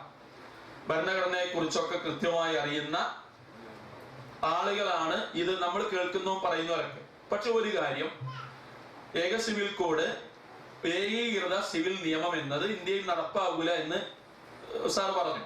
വളരെ ശരിയായ നിരീക്ഷണമാണ്. അതോടൊപ്പം കമാൽ പാഷ പറഞ്ഞതിൽ ഒരു സത്യസന്ധമായ ഒരു കാര്യം, അത് നമ്മൾ മനസ്സിലാക്കേണ്ട ഒരു സംഗതിയാണ്. അദ്ദേഹം പറഞ്ഞേ ഏക സിവിൽ കോഡ് നടപ്പാക്കണം, ശരിയത്ത് നിയമം പരിഷ്കരിക്കണം എന്ന് അദ്ദേഹം പറഞ്ഞത് പ്രധാനപ്പെട്ട ഒരു പോയിന്റാ. ഇന്ന് ശരിയത്ത് നിയമം എന്ന് പറഞ്ഞ് നമ്മുടെ ശരിയത്ത്, നമ്മൾക്ക് ഉള്ള ഈ മുഹമ്മദൻ ലോ എന്ന് പറഞ്ഞത് യഥാർത്ഥത്തിൽ 100% കുറ്റമറ്റ ഒരു ശരിയത്ത് നിയമമല്ല. ഖുർആനും സുന്നത്തും അനുസരിച്ച് തയ്യാറാക്കപ്പെട്ടതല്ല. അത് ഭൂരിപക്ഷവും ഹനഫി മദ്ഹബ് അനുസരിച്ചും ഔറംഗസീബിന്റെ കാലത്ത് നടപ്പിലായിരുന്ന ശരിയത്ത് നിയമം, ഹനഫി മാലിക്കി ശരിയത്ത് നിയമം, അന്ന് ക്രോഡീകരിച്ച ശരിയത്ത് നിയമത്തിന്റെ അത് അതേപോലെ ബ്രിട്ടീഷുകാർ നിലനിർത്തിയതാണ് ഇന്ന് കാണുന്ന, അതിൽ നിന്ന് ഏകദേശം അതുപോലെ ആക്കി കൊണ്ടുവന്നൊരു നിയമമാണ് മുഹമ്മദൻ ലോ എന്ന് പറയുന്ന ഇന്ത്യൻ ശരിയത്ത് ലോ. അത് ഇസ്ലാമുമായി വളരെ കുറഞ്ഞ ബന്ധമുള്ളൂ. അത് പരിഷ്കരിക്കണം എന്ന് പറയുമ്പോ മുസ്ലിങ്ങൾ അതിനെ അതിൽ തൊടാതിരിക്കാൻ ഒരു കാരണം, പരിഷ്കരണം ചിലപ്പോൾ ഒന്നും അല്ലാതെ യോഗ്യം. അപ്പൊ ഉള്ളതുപോലെ പോയിക്കോട്ടെ എന്നാണ്. അതുകൊണ്ട് ആ സിവിൽ നിയമങ്ങളിൽ ഇപ്പോ അദ്ദേഹം പറഞ്ഞല്ലോ, ഓരോ ജാതിക്കിടയിലും വിവാഹം മാത്രമല്ല, സ്വത്ത് ഓഹരി വെക്കുന്നതും ഒരുപാട് കർമ്മങ്ങൾ വ്യത്യസ്തമാണ്, സിവിൽ നിയമങ്ങളൊക്കെ വ്യത്യസ്തമാണ്. മുസ്ലിങ്ങൾ ഈ വിഷയത്തിൽ പറയുന്നത് ഓരോരുത്തരും അവരവരുടെ വ്യക്തി താല്പര്യങ്ങൾ നിലനിർത്താവുന്ന മത താല്പര്യങ്ങൾ നിലനിർത്തി ജീവിക്കട്ടെ, അത് ഭരണഘടന അംഗീകരിക്കുന്നുണ്ട്. പിന്നെ ഒരു കാര്യം, ഇന്ത്യൻ ഭരണഘടനയുടെ നിർമ്മാതാക്കൾ ഇത് സമർപ്പിച്ചിട്ടുള്ളത്, എന്നേക്കാൾ കൂടുതൽ അറിയുന്ന ആളുകൾ വേദിയിൽ ഇക്കത്തന്നെ എനിക്ക് പറയാൻ പറ്റും, മാർഗനിർദ്ദേശക തത്വങ്ങൾ എന്നതിലാണ് ഏക സിവിൽ കോഡ് പറഞ്ഞിട്ടുള്ളത്. അത് അനുകൂലമായ ഒരു ഘട്ടം വന്നാൽ നടപ്പാക്കാമെന്നാണ്. മാർഗനിർദ്ദേശ തത്വങ്ങൾ മൗലിക തത്വങ്ങളല്ല.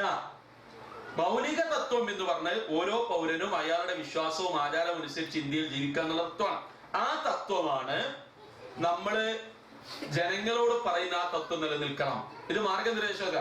വിദ്യാഭ്യാസം സൗജന്യമാക്കണം എന്നുള്ളത് മാർഗനിർദ്ദേശ തത്വം. അതുവരെ നമ്മുടെ നാട്ടിൽ നടപ്പായില്ല, ഇന്ത്യയിൽ നടപ്പായില്ല. അല്ലാതെ ഈ ഇങ്ങനെ ഈ ഏക സിവിൽ കോഡ് നടപ്പാക്കണം എന്നുള്ള ബഹളത്തിനിടയിൽ ഇങ്ങനെ പല പ്രശ്നം ഉണ്ടായില്ലേ? മാർഗനിർദ്ദേശ തത്വങ്ങൾ വായിച്ചോക്കെ, എന്തെല്ലാം കാര്യങ്ങൾ നടപ്പാക്കാത്തുണ്ട് ഇന്ത്യയില്. മനുഷ്യർക്ക് പ്രധാനപ്പെട്ട മൗലിക തത്വങ്ങൾ വേറെ, മാർഗനിർദ്ദേശ തത്വങ്ങൾ വേറെ. അതിൽപ്പെട്ടതാണ് ഈ ഏക സിവിൽ കോഡ് എന്നുള്ള ചർച്ച നടക്കട്ടെ. പക്ഷെ പ്രശ്നം ഇതാണ്, നമ്മൾ മനസ്സിലാക്കേണ്ടത്, ഇന്ന് ശരീഅത്ത് ലോ എന്ന് പറയുന്ന നമ്മുടെ ഭരണഘടനയിൽ അംഗീകരിക്കപ്പെട്ട കോടതി സൂചിപ്പിക്കുന്ന ഈ മുഹമ്മദൻ ലോ, അത് 100% പോയിട്ട് 50% പോലും ഖുർആനും സുന്നത്തും അനുസരിച്ചുള്ളതല്ല. ഔറംഗസീബിന്റെ കാലത്ത് രേഖപ്പെടുത്തപ്പെട്ട മാലിക്കി ഹനഫി മദ്ഹബുകളുടെ ഒരു അഭിപ്രായങ്ങൾ സ്വരൂപിക്കപ്പെട്ട വളരെ ഏറെ വികലമാക്കപ്പെട്ട ഒരു നിയമമാണത്. ആ അടിസ്ഥാനത്തിലാണ് പലതും ഇന്ന് കോടതികളിൽ വിധി വരുന്നത്. ഷാബാനു കേസൊക്കെ നിങ്ങൾക്കറിയാം. അതുകൊണ്ട് ആ വിഷയത്തിൽ പലപ്പോഴും രാജീവ് ഗാന്ധിയെ ആളുകൾ ആക്ഷേപിക്കാറുണ്ടെങ്കിലും ആ വിഷയത്തിൽ അദ്ദേഹം കൈക്കൊണ്ട നടപടി ഒരുപക്ഷെ ന്യൂനപക്ഷ താല്പര്യങ്ങൾക്ക് അനുകൂലമാണ് എന്ന് വിമർശിക്കപ്പെടാമെങ്കിലും ഒരു ഇന്ത്യൻ പൗരൻ എന്ന നിലയിൽ ഓരോരുത്തരും കൊണ്ടു നടക്കാവുന്ന മാനുഷികവും അയാളുടെ വ്യക്തിപരവും മൗലികവുമായ വിശ്വാസപരവുമായ കാര്യങ്ങൾ സംരക്ഷിക്കുന്നതായിരുന്നു എന്നതുകൊണ്ടാണ് മുസ്ലിങ്ങൾ അതിനെ പിന്തുണച്ചത് എന്നാണ് സൂചിപ്പിക്കാനുള്ളത്. ഞാൻ അവസാനിപ്പിക്കുകയാണ്. ഇതൊരു വലിയ ചർച്ചയാണ്. ഈ കൂട്ടത്തിൽ എനിക്ക് സുധീന്ദ്രൻ സാറിനോട് പറയാനുള്ള ഒരു അപേക്ഷ, ഇത് ഈ സദസ്സിന്റെ മുമ്പിൽ മാത്രമല്ല, അദ്ദേഹം ഒരുപാട് സദസ്സുകളിൽ ഇതുപോലെ സംസാരിക്കുന്ന ആളാണ്. ഇപ്പൊ അദ്ദേഹം ഏതൊക്കെ സംഘടനയുടെ ആളാന്ന് എനിക്കറിയില്ല, ഒരുപാട് വേദികളിൽ അദ്ദേഹത്തെ കാണാറുണ്ട്, പത്രങ്ങളിൽ കാണാൻ. ഞങ്ങൾക്കൊരു അപേക്ഷ, നിങ്ങൾ നിങ്ങളുടെ സംഘടനയുടെ എന്ന് പറഞ്ഞാൽ ഹൈന്ദവരുടേതായി ഇവിടെ പല സംഘടനകളും ഇതുപോലെയൊക്കെ അവരും കൂടുന്നുണ്ട്, സംസാരിക്കുന്നുണ്ട്, പലരും ചർച്ച ചെയ്യുന്നുണ്ട്. നിങ്ങൾ നിങ്ങളുടെ സഹോദരന്മാരെയും സഹോദരിമാരെയും ഒന്ന് കൂട്ടിത്തേ. ഞങ്ങൾക്ക് അവരോട് ഈ കാര്യത്തെ കുറിച്ചൊക്കെ പറയാൻ നിങ്ങൾ ഇവിടെ വന്ന് എന്ത് നോക്കൂ. നിങ്ങൾ ഇപ്പൊ സുധീന്ദ്രൻ സാറ് ഇസ്ലാമിലെ ബഹുഭാര്യത്വത്തോട് എനിക്ക് മാനസികമായി ഞാൻ അതിനെതിരാണെന്ന് പറയുന്ന ഒരു മുസ്ലിം സദസ്സിലാണ്. എന്നിട്ട് ഇവിടെ ആരെങ്കിലും ഒരു കൂക്കലോ ഒരു ബഹളോ ആരെങ്കിലും ഇനി അടുത്ത പരിപാടിക്ക് ഇനി സുധീന്ദ്രൻ സാറിനെ വിളിക്കരുത് എന്നുള്ള അഭിപ്രായം ഒന്നും ഇവിടെ വരൂല. അത്ര ഉത്ബുദ്ധമായ സദസ്സാണ്. ഇതാണ് മുസ്ലിങ്ങളുടെ രീതി. പക്ഷെ ഞങ്ങൾക്ക് ഇസ്ലാമിനെ പറ്റി പല ആക്ഷേപങ്ങളും ഈ സമൂഹങ്ങളിൽ, പ്രത്യേകിച്ച് മുസ്ലിമേതര സമൂഹങ്ങളിൽ നിലനിൽക്കുന്നുണ്ട്. ഞങ്ങൾക്ക് അവരെ ഒരിക്കലും ഇങ്ങനെ മുന്നിൽ കിട്ടാറില്ല. ഇത് ഇങ്ങനെയാണ് ഇസ്ലാമിൽ പറയുന്നത്. അവരെ ഇസ്ലാമിലേക്ക് വിളിക്കാനും മതപരിവർത്തനത്തിന് പ്രേരിപ്പിക്കാനുമല്ല. തെറ്റിദ്ധാരണകൾ മാറ്റി ശ്രീനാരായണ ഗുരു അദ്ദേഹത്തിന്റെ യോഗത്തിന്റെ മുമ്പിൽ വെച്ചിരുന്ന ബോർഡ് എന്തായിരുന്നു? വാദിക്കാനും ജയിക്കാനുമല്ല, അറിയാനും അറിയിക്കാനും വേണ്ടി. അങ്ങനെ ഒരു സദസ്സ് ഞങ്ങൾക്കൊന്ന് കൂട്ടി തന്നാൽ നമുക്ക് ഇതേമാതിരി ഇരുന്ന് ഞങ്ങൾക്ക് ഈ കാര്യങ്ങളൊക്കെ ഇങ്ങനെയാണ് സഹോദരന്മാരെ, ഇസ്ലാമിനെ സംബന്ധിച്ച് പുറത്ത് കേൾക്കുന്നതല്ല, ഗ്രന്ഥം പറയുന്നത്, ഖുർആൻ പറയുന്നത് ഇങ്ങനെയാണ് എന്ന് പറയാൻ ഞങ്ങൾക്ക് സാധിക്കും. ഒരവസരം ഉണ്ടായാൽ അത് നന്നാകുമെന്ന് അഭിപ്രായപ്പെട്ടുകൊണ്ട് ഞാൻ അവസാനിപ്പിക്കുന്നു. അസ്സലാമു അലൈക്കും. വേദിയിലും സദസ്സിലും ഉപേക്ഷിതരായ പ്രിയപ്പെട്ട സുഹൃത്തുക്കളെ, സഹോദരന്മാർ, വളരെ ചർച്ച ചെയ്യപ്പെട്ടുകൊണ്ടിരിക്കുന്ന ഇനിയും ഒരുപാട് കാലം ചർച്ചകൾക്ക് വിധേയമായി അയക്കാവുന്ന എന്നിലാകും എന്ന് ഉറപ്പുള്ള ഒരു വിഷയത്തെക്കുറിച്ച് ഗഹനമായ അവതരണവും അതോട് ചുവട് പിടിച്ചുള്ള ചർച്ചയും നടന്നു കഴിഞ്ഞ ഒരു വേദിയാണ് ഇത് എന്ന് പറയാനാണ് ഞാൻ ആഗ്രഹിക്കുന്നത്. ചില ഒഴിച്ചുകൂടാനാവാത്ത CPയോട് വിളിച്ച് പറഞ്ഞിരുന്നത് പ്രിയപ്പെട്ട ഒരു സുഹൃത്തിൻ്റെ അകാല മരണവുമായി ബന്ധപ്പെട്ട് നിസ്കാരവും ഒരു ചെറിയ അനുശോചന യോഗവും ഉണ്ടായിരുന്നു. ഒരുപാട് കാലം കൂടെ പ്രവർത്തിച്ച ഒരു സഹപ്രവർത്തകൻ എന്നുള്ള നിലക്ക് ഒഴിച്ചുകൂടാൻ വയ്യ എന്നുള്ളത് കൊണ്ട് മാത്രമാണ് ഏറ്റ ഒരു പരിപാടിയിൽ അല്പം വൈകിയത്. NCC എന്ന് സ്ഥിരമായിട്ട് വൈകി വരരുതെന്ന് പറഞ്ഞ ആ വൈകലല്ല ഇത്. സദയം ക്ഷമിക്കണം. കേരളത്തിലെ അറിയപ്പെടുന്ന ജസ്റ്റിസ്, അതിന് പിന്നിൽ ഒരുപാട് വിശദീകരിക്കേണ്ടതായ ഒരു വിഷയമുണ്ട്. പേരുകൊണ്ട് അദ്ദേഹം കമാൽ പാഷ എന്നൊക്കെ പറയും അല്ലേ, നമ്മുടെ നാടൻ പ്രയോഗത്തിൽ പറയും ഇസ്ലാമിൻ്റെ അല്ലെങ്കിൽ ഖുർആന്റെ നടുക്കണ്ടാണ് എന്നൊക്കെ തോന്നാവുന്ന രീതിയിലുള്ള നല്ലൊരു പേരാണ്. പക്ഷെ അദ്ദേഹത്തിൻ്റെ മതപരമായ വിശ്വാസങ്ങൾ എന്ത് എന്ന് നമ്മൾ കൂടുതൽ പഠിക്കേണ്ടതുണ്ട്. യഥാർത്ഥത്തിൽ മുസ്ലിം എന്ന നാമത്തിൽ ജീവിക്കുകയും അതേസമയം മുസ്ലിം വിശ്വാസങ്ങളിലപ്പുറം ചില രീതികളൊക്കെ തുടരുകയും ചെയ്യുന്ന ചില അവാന്തര വിഭാഗങ്ങളുണ്ട് മുസ്ലിങ്ങൾക്കിടയിൽ. അത്തരം ഒരു വിഭാഗത്തിന്റെ പ്രതിനിധി എന്നുള്ള നിലയ്ക്ക് അദ്ദേഹത്തിന്റെ മതപരമായ കാഴ്ചപ്പാടിനെ കുറിച്ച് നമ്മൾ ചർച്ച ചെയ്യുന്നത് അത്ര പ്രസക്തമല്ല. എങ്കിൽ പോലും അദ്ദേഹം തൊടുത്തുവിട്ട പുതിയൊരു വിവാദത്തിന് അലയൊലിയായിട്ട് മലയാളത്തിന്റെ ഒരു മുത്തശ്ശി പത്രമാണ് എന്ന് ഞാൻ തീർത്ത് പറയുന്നില്ല. എങ്കിൽ പോലും അതിൽ ജോലി ചെയ്യുന്ന ചില കുളം കലക്കി മീൻ പിടിക്കണം എന്ന് ആഗ്രഹിക്കുന്ന ചില ആളുകൾ ചെയ്തു കൂട്ടിയ വലിയ ഒരു വിവാദം കേരളത്തിലെ മുസ്ലിം സമൂഹം വളരെ പക്വമായി നേരിട്ടു എന്നുള്ളിടത്താണ് ഈ ചർച്ചയുടെ പ്രാധാന്യം എന്ന് മനസ്സിലാക്കുന്നത്. ബഹുഭർത്തൃത്വത്തെക്കുറിച്ച് അഭിപ്രായം പറയണമെന്ന് ചോദിച്ചാൽ ഒറ്റവാക്കിൽ നമുക്ക് പറയാം, ഒരു നിലക്കും ശാസ്ത്രീയമായിട്ടും മതപരമായിട്ടും ജീവിത രീതികളും എല്ലാം വെച്ചുകൊണ്ടും ഒരു നിലക്കും പ്രാക്ടിക്കൽ അല്ലാത്ത പ്രായോഗികമല്ലാത്ത ഒരു വിഷയമാണത് എന്നെല്ലാവർക്കും അറിയാം. അതേസമയം ഇതുമായി ബന്ധപ്പെട്ട് ഇപ്പോൾ കേരളത്തിലുണ്ടായിരിക്കുന്ന വിവാദങ്ങൾ, അതിൻ്റെ അലയൊലികൾ നമുക്ക് ആശ്വാസകരമായ രീതിയിൽ എത്തുന്നത് ഒരേ ഒരു കാര്യത്തിലാണ്. മുൻപത്തെയൊക്കെ പോലെ കേരളത്തിലെ പല വിഷയങ്ങളും ഇതുപോലെ മുസ്ലിം മത ആചാരങ്ങൾക്കും മുസ്ലിം മത വിശ്വാസങ്ങൾക്കും മുസ്ലിം ഐഡന്റിറ്റി ആയിട്ടുള്ള പല ബാബറി മസ്ജിദ് പോലെയുള്ള പല വിഷയങ്ങൾക്ക് നേരെയും ഫാഷിസത്തിൻ്റെയും മത ശത്രുക്കളുടെയും ഒക്കെ കടന്നുകയറ്റവും ആക്രമണവും ഒക്കെ ഉണ്ടായപ്പോൾ ഈ മുസ്ലിം സമൂഹം, മുസ്ലിം സമുദായം എങ്ങനെ പ്രതികരിച്ചു എന്നതിനെ പഠിക്കുകയും ഈ പുതിയ വിഷയത്തിൽ, പുതിയ ലോകക്രമത്തിൽ ഈ പുതിയ വിവാദത്തെ ഈ സമൂഹത്തിന്റെ നേതൃത്വം എങ്ങനെ നോക്കിക്കണ്ട് എന്ന് മനസ്സിലാക്കുകയും ചെയ്യുമ്പോഴാണ് തീർച്ചയായിട്ടും ആശ്വാസകരമായ വലിയൊരു മാറ്റം ഈ സമൂഹത്തിന്റെ നേതൃനിരയിൽ ഉണ്ടായിട്ടുണ്ട് എന്നുള്ളത് നമ്മൾ മനസ്സിലാക്കേണ്ടത്. ഹുസൈൻ മടവൂർ സാഹിബിന്റെ ലേഖനമായാലും സമസ്തയുടെ നേതാക്കളുടെ പ്രസ്താവനകളായാലും സയ്യിദ് ഹൈദരലി ശിഹാബ് തങ്ങളുടെ ആഹ്വാനമായാലും അവസാനം സാക്ഷാൽ കാന്തപുരം തന്നെ ഇനി നമുക്ക് ആ വിഷയം അവരങ്ങ് ആ അർത്ഥത്തിൽ മാപ്പ് പറഞ്ഞത് കൊണ്ട് തന്നെ ആ വിഷയം നമുക്ക് നിർത്തിവെക്കാം എന്ന് പറഞ്ഞതിലുമൊക്കെ വലിയ ഒരു മാറ്റം ഈ സമൂഹത്തിന്റെ വലിയ ഒരു പാഠം പല വിഷയങ്ങളിൽ നിന്ന് കൈവെട്ട് പോലെയുള്ള ഒരുപാട് വിഷയങ്ങളിൽ മുസ്ലിം സമൂഹത്തിന്റെ പ്രബോധന മേഖലയിൽ പോലും ഉണ്ടായ പിന്നോക്കം പോക്ക് മനസ്സിലാക്കിക്കൊണ്ട് ഒരു നല്ല ഒരു മാതൃക നമ്മുടെ നേതൃത്വം സ്വീകരിച്ചു എന്നുള്ളത് തീർച്ചയായിട്ടും നമുക്ക് അഭിമാനിക്കാൻ വക നൽകുന്ന ഒന്നാണ്.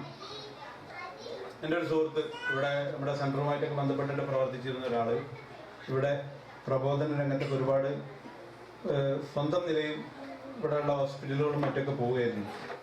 അന്ന് അദ്ദേഹം ഈ തൊടുപുഴയിലെ കൈവെട്ടുമായി ബന്ധപ്പെട്ടിട്ട് അതിനുശേഷം അതുവരെ അദ്ദേഹവുമായി വളരെയധികം സംവദിച്ചിരുന്ന, പുസ്തകങ്ങൾ വാങ്ങിയിരുന്ന, ഇതിനെക്കുറിച്ച് ചോദിച്ച് മനസ്സിലാക്കാൻ താല്പര്യപ്പെട്ടിരുന്ന, വളരെ നല്ല രീതിയിൽ മിങ്കിൾ ചെയ്തിരുന്ന ആളുകൾ ഈ സംഭവത്തിന് ശേഷം അദ്ദേഹം ആ സ്ഥാപനത്തിലും മറ്റുള്ള ഇടങ്ങളിലൊക്കെ കയറി ഇറങ്ങുമ്പോൾ മുഖം തിരിച്ചു പോകുമായിരുന്ന ഒരു അവസ്ഥയെക്കുറിച്ച് അദ്ദേഹം വളരെ വിഷമത്തോടു കൂടി പറഞ്ഞൊരു ഓർമ്മ ഈ സാഹചര്യത്തിൽ നിന്ന് എൻ്റെ മനസ്സിലേക്ക് വരികയാണ്. അപ്പം ആ അർത്ഥത്തിൽ ഒരുപാട് പ്രതിലോമകരമായ പ്രവർത്തനങ്ങളിലൂടെ നമ്മൾ നഷ്ടപ്പെടുത്തിയ ഒരുപാട് അവസരങ്ങളുണ്ട്. അത്തരം ഒരു നീക്കം നമ്മുടെ ഭാഗത്തു നിന്ന് ഉണ്ടായില്ല എന്നുള്ളത് തീർച്ചയായിട്ടും അഭിമാനകരമാണ്. ഞാൻ വിഷയത്തിൽ നിന്ന് കാട് കയറുകയല്ല, ഇങ്ങനെയുള്ള ഒരു സന്തോഷകരമായ ഒരു പാഠം നമ്മുടെ സമൂഹം പഠിച്ചു എന്നുള്ളതിൽ നിന്ന് ഉണ്ടായ ഒരു ആവേശത്തിൽ തീർച്ചയായിട്ടും ഇത് മാതൃഭൂമിയുടെ മാത്രം ഒരു ദുഷ്ടലാക്കായിരുന്നില്ല. കാരണം ഇലക്ഷനാണ് വരാൻ പോകുന്നത്. BJP എന്ന് പറയുന്ന ഫാസിസ്റ്റ് സംഘപരിവാർ ശക്തികൾ 1 മുതൽ 3 വരെ സീറ്റ് നേടും എന്ന് പറയപ്പെടുന്ന ഒരു സാഹചര്യം. മുസ്ലിം ലീഗിന് തിരുവനന്തപുരത്ത് ജയിക്കാൻ സാധ്യതയുള്ള ഒരു സീറ്റ് കിട്ടിയപ്പോൾ ലീഗിന്റെ നേതൃത്വം കൂടിയിരുന്ന് ആലോചിച്ച് പറഞ്ഞത് തൽക്കാല സീറ്റ് നമുക്ക് വേണ്ടെന്നാണ്. കാരണം വല്ല കാരണവശത്താലും അത് മൂന്നാമതൊരു കക്ഷിയായി ആ മണ്ഡലത്തിലുള്ള BJPക്ക് വിജയിക്കാൻ ഒരു അവസരമാവുകയാണെങ്കിൽ ജീവിതകാലം മുഴുവൻ ആ പാപഭാരം പേറേണ്ടി വരുമെന്ന് ഭയന്നിട്ട്. കാരണം അത്രമാത്രം തിരുവനന്തപുരം, കാസർഗോഡ് പോലെയുള്ള ഭാഗങ്ങളിൽ ഫാസിസ്റ്റ് ശക്തികൾ ശക്തമായിട്ട് കടന്നു വരുന്നുണ്ട്.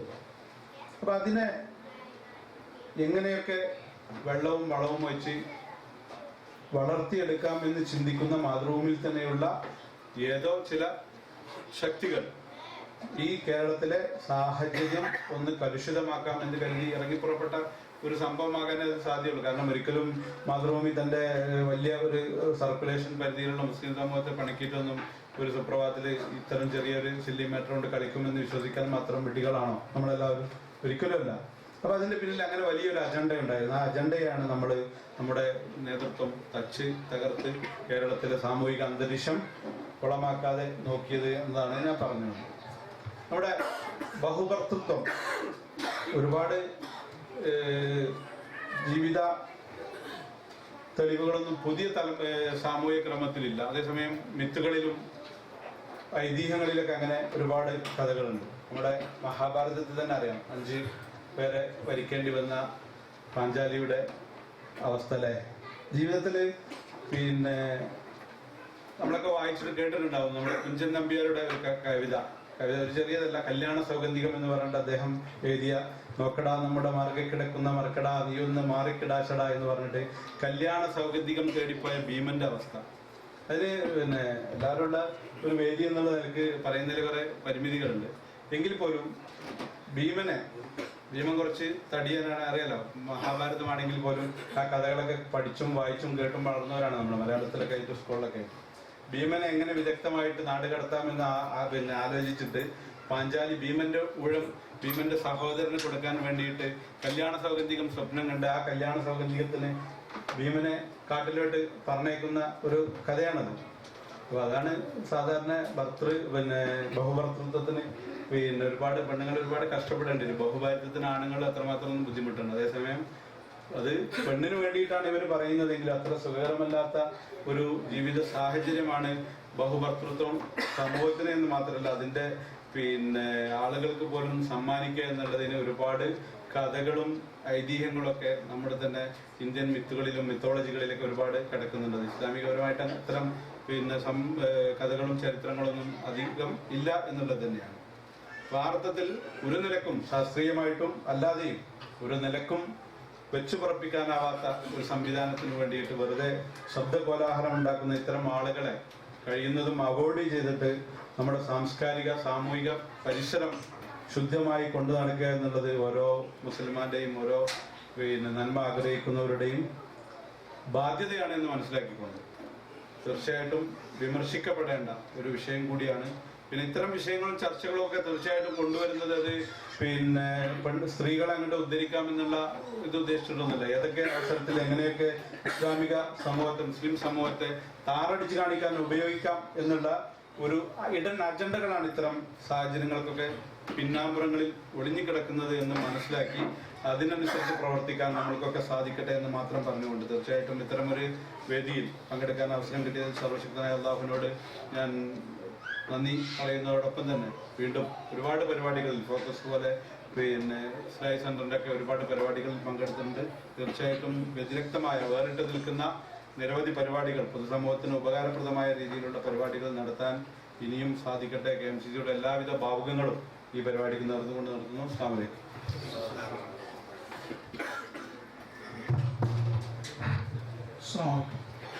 വളരെ സമയബന്ധിതമായി വിഷയത്തിലുള്ള അദ്ദേഹത്തിൻ്റെ അഭിപ്രായം രേഖപ്പെടുത്തിയ ബഹുമാനനായ മാലിക് മക്ബൂൽ സാഹിബിന് നന്ദി അറിയിക്കുന്നു. നമ്മുടെ ഈ ഒരു ചർച്ചാ സദസ്സ് ഇവിടെ അവസാനിക്കുകയാണ്. സമയം സാധാരണ ക്ലാസ്സുകൾക്ക് അപ്പുറത്തേക്ക് നീണ്ടിട്ടുണ്ട് എന്നറിയാം. അതുകൊണ്ട് തന്നെ ഏറ്റവും ചുരുക്കി ഈ വിഷയത്തിലുള്ള ഒരു കൺക്ലൂഷൻ നിങ്ങളുടെ മുമ്പാകെ അവതരിപ്പിക്കണമെന്നാണ് ആഗ്രഹിക്കുന്നത്. ഈ ചർച്ചയിൽ പങ്കെടുത്ത മുഴുവൻ പ്രതിനിധികളും ഒന്നിച്ചു പറഞ്ഞ ഒരു കാര്യം, ഇത് ഒരിക്കലും മതപരമായോ ശാസ്ത്രീയമായോ സാമൂഹികമായോ സാധിക്കാത്ത ഒരു ആശയത്തെ പൊതുസമൂഹത്തിലേക്ക് ചർച്ചക്കിടുകയും അങ്ങനെ അതിന് പിന്നിലുള്ള ലക്ഷ്യങ്ങളും അതിൻ്റെ ഉദ്ദേശങ്ങളുമൊക്കെ തിരിച്ചറിഞ്ഞുകൊണ്ട് പ്രവർത്തിക്കുക എന്നുള്ളതാണ് മൊത്തത്തിൽ നമ്മളെല്ലാവരും ശ്രദ്ധിക്കേണ്ട ഒരു കാര്യം. നമുക്കറിയാം, ഇങ്ങനെ ഒരു ആശയം സമൂഹം ചർച്ച ചെയ്യുന്നത് നേരത്തെ മാലിക് മക്ബൂൽ സാഹിബ് സൂചിപ്പിച്ചു വെച്ച് നിർത്തിയതിൽ നിന്ന് തുടങ്ങുകയാണെങ്കിൽ പറയാവുന്നത്, ഇസ്ലാമിനെതിരെ അടിക്കാൻ കിട്ടുന്ന ഏതൊരു വടിയും അത് എന്തെങ്കിലുമൊക്കെ നേട്ടം ആഗ്രഹിച്ചുകൊണ്ട് അവരുടെ താല്പര്യങ്ങൾക്കനുസരിച്ച് ഉപയോഗപ്പെടുത്തുന്ന ആളുകളുടെ ഇത്തരം പരാമർശങ്ങളെ അർഹിക്കുന്ന ഗൗരവത്തോടെ പുച്ഛിച്ച് തള്ളി മാറ്റി നിർത്തുക എന്നുള്ളതാണ് ഇതിനുള്ള ഒരു പാഠം. രണ്ടാമത്തെ ഒരു വിഷയം, നേരത്തെ വിഷയാവതാരത്തിൽ മജീദ് സാഹിബ് സൂചിപ്പിച്ച പോലെ മുസ്ലിങ്ങളെ സംബന്ധിച്ചിടത്തോളം നമ്മുടെ മതത്തെക്കുറിച്ചും നമ്മുടെ ആദർശത്തെക്കുറിച്ചുമൊക്കെ ആളുകൾക്ക് പറഞ്ഞു കൊടുക്കാനുള്ള ഒരവസരമായി, ഒരനുഗ്രഹമായി ഇതിനെ കാണുകയും അങ്ങനെ പ്രകൃതി മതത്തിൻ്റെ മേന്മകളും ഗുണങ്ങളും പറഞ്ഞു കൊടുത്ത് ആളുകളുടെ മനസ്സിൽ ഇസ്ലാമിനെ കുറിച്ചുള്ള തെറ്റിദ്ധാരണകൾ ഇല്ലാതാക്കുവാൻ വേണ്ടി ശ്രദ്ധിക്കുക, ഈ അവസരത്തെ ഉപയോഗപ്പെടുത്തുക. ഞാൻ എൻ്റെ വാക്കുകൾ അവസാനിപ്പിക്കുകയാണ്. വിശുദ്ധ ഖുർആനിലെ സൂറത്ത് റൂമിലെ 30-ാമത്തെ ആയത്തിൽ അള്ളാഹു പറയുന്നത്, ഫഅഖിം വജ്ഹക ലിദ്ദീനി ഹനീഫൻ ഫിത്രത്തല്ലാഹി അല്ലദീ ഫതറന്നാസ അലൈഹാ ലാ തബ്ദീല ലിഖൽഖില്ലാഹ് ذلك الدين القيم ولكن أكثر الناس لا يعلمون. ഫഅഖിം വജ്ഹക ലിദ്ദീനി ഹനീഫ, നിന്റെ മുഖത്തെ സത്യത്തിന് നേരെ നിർത്തുക.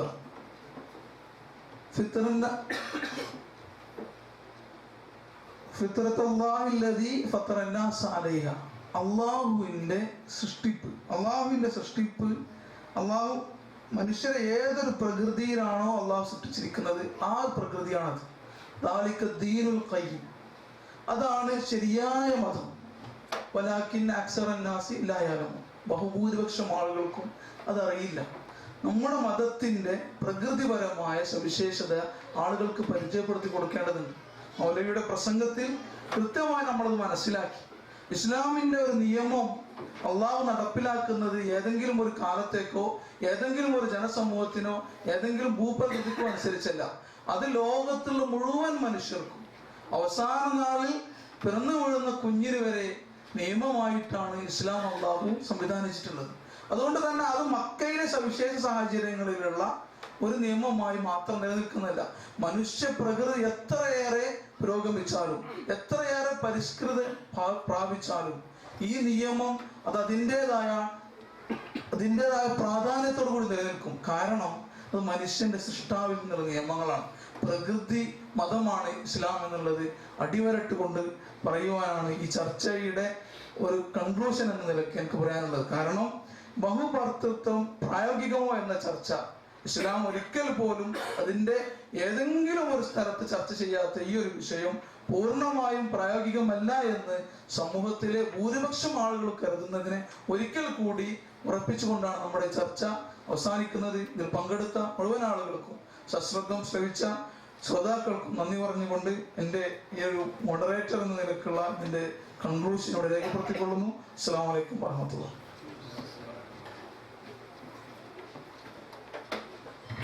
ഈ പരിപാടിയിലേക്ക് നന്ദി പ്രകാശിപ്പിക്കുന്നതിനായി ഇസ്ലാഹി സെന്ററിന്റെ സെക്രട്ടറിമാരിൽ ഒരാളായ ലുക്മാൻ കെ ക്ഷണിച്ചോളൂ.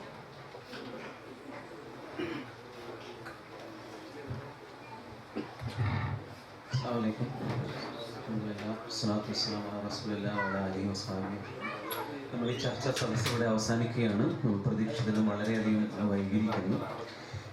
തിരക്ക് പിടിച്ച പ്രവർത്തനങ്ങൾക്കിടയിലും നമ്മുടെ ക്ഷണം സ്വീകരിച്ച് ഇവിടെ എത്തിയ അഡ്വക്കേറ്റ് KY സുധീന്ദ്രൻ, മാലിക് മക്ബൂൽ സാഹിബ്, മൗലവി ഷഫീഖ് അസ്ലം, മറ്റ് ഇസ്ലാഹി സെന്ററിൻ്റെ നേതാക്കളെ, എൻ്റെ മുന്നിലിരിക്കുന്ന സഹോദരി സഹോദരന്മാരെ എല്ലാവർക്കും ഒറ്റവാക്കിൽ നന്ദി അറിയിച്ചുകൊണ്ട് ഈ ചർച്ചാ സദസ്സ് ഇവിടെ അവസാനിച്ചതായി അറിയിക്കുകയാണ്. സുബ്ഹാനക്കല്ലാഹുമ്മ വബിഹംദിക അശ്ഹദു അൻ ലാ ഇലാഹ ഇല്ലാ അൻത അസ്തഗ്ഫിറുക വ അത്തൂബു ഇലൈക്.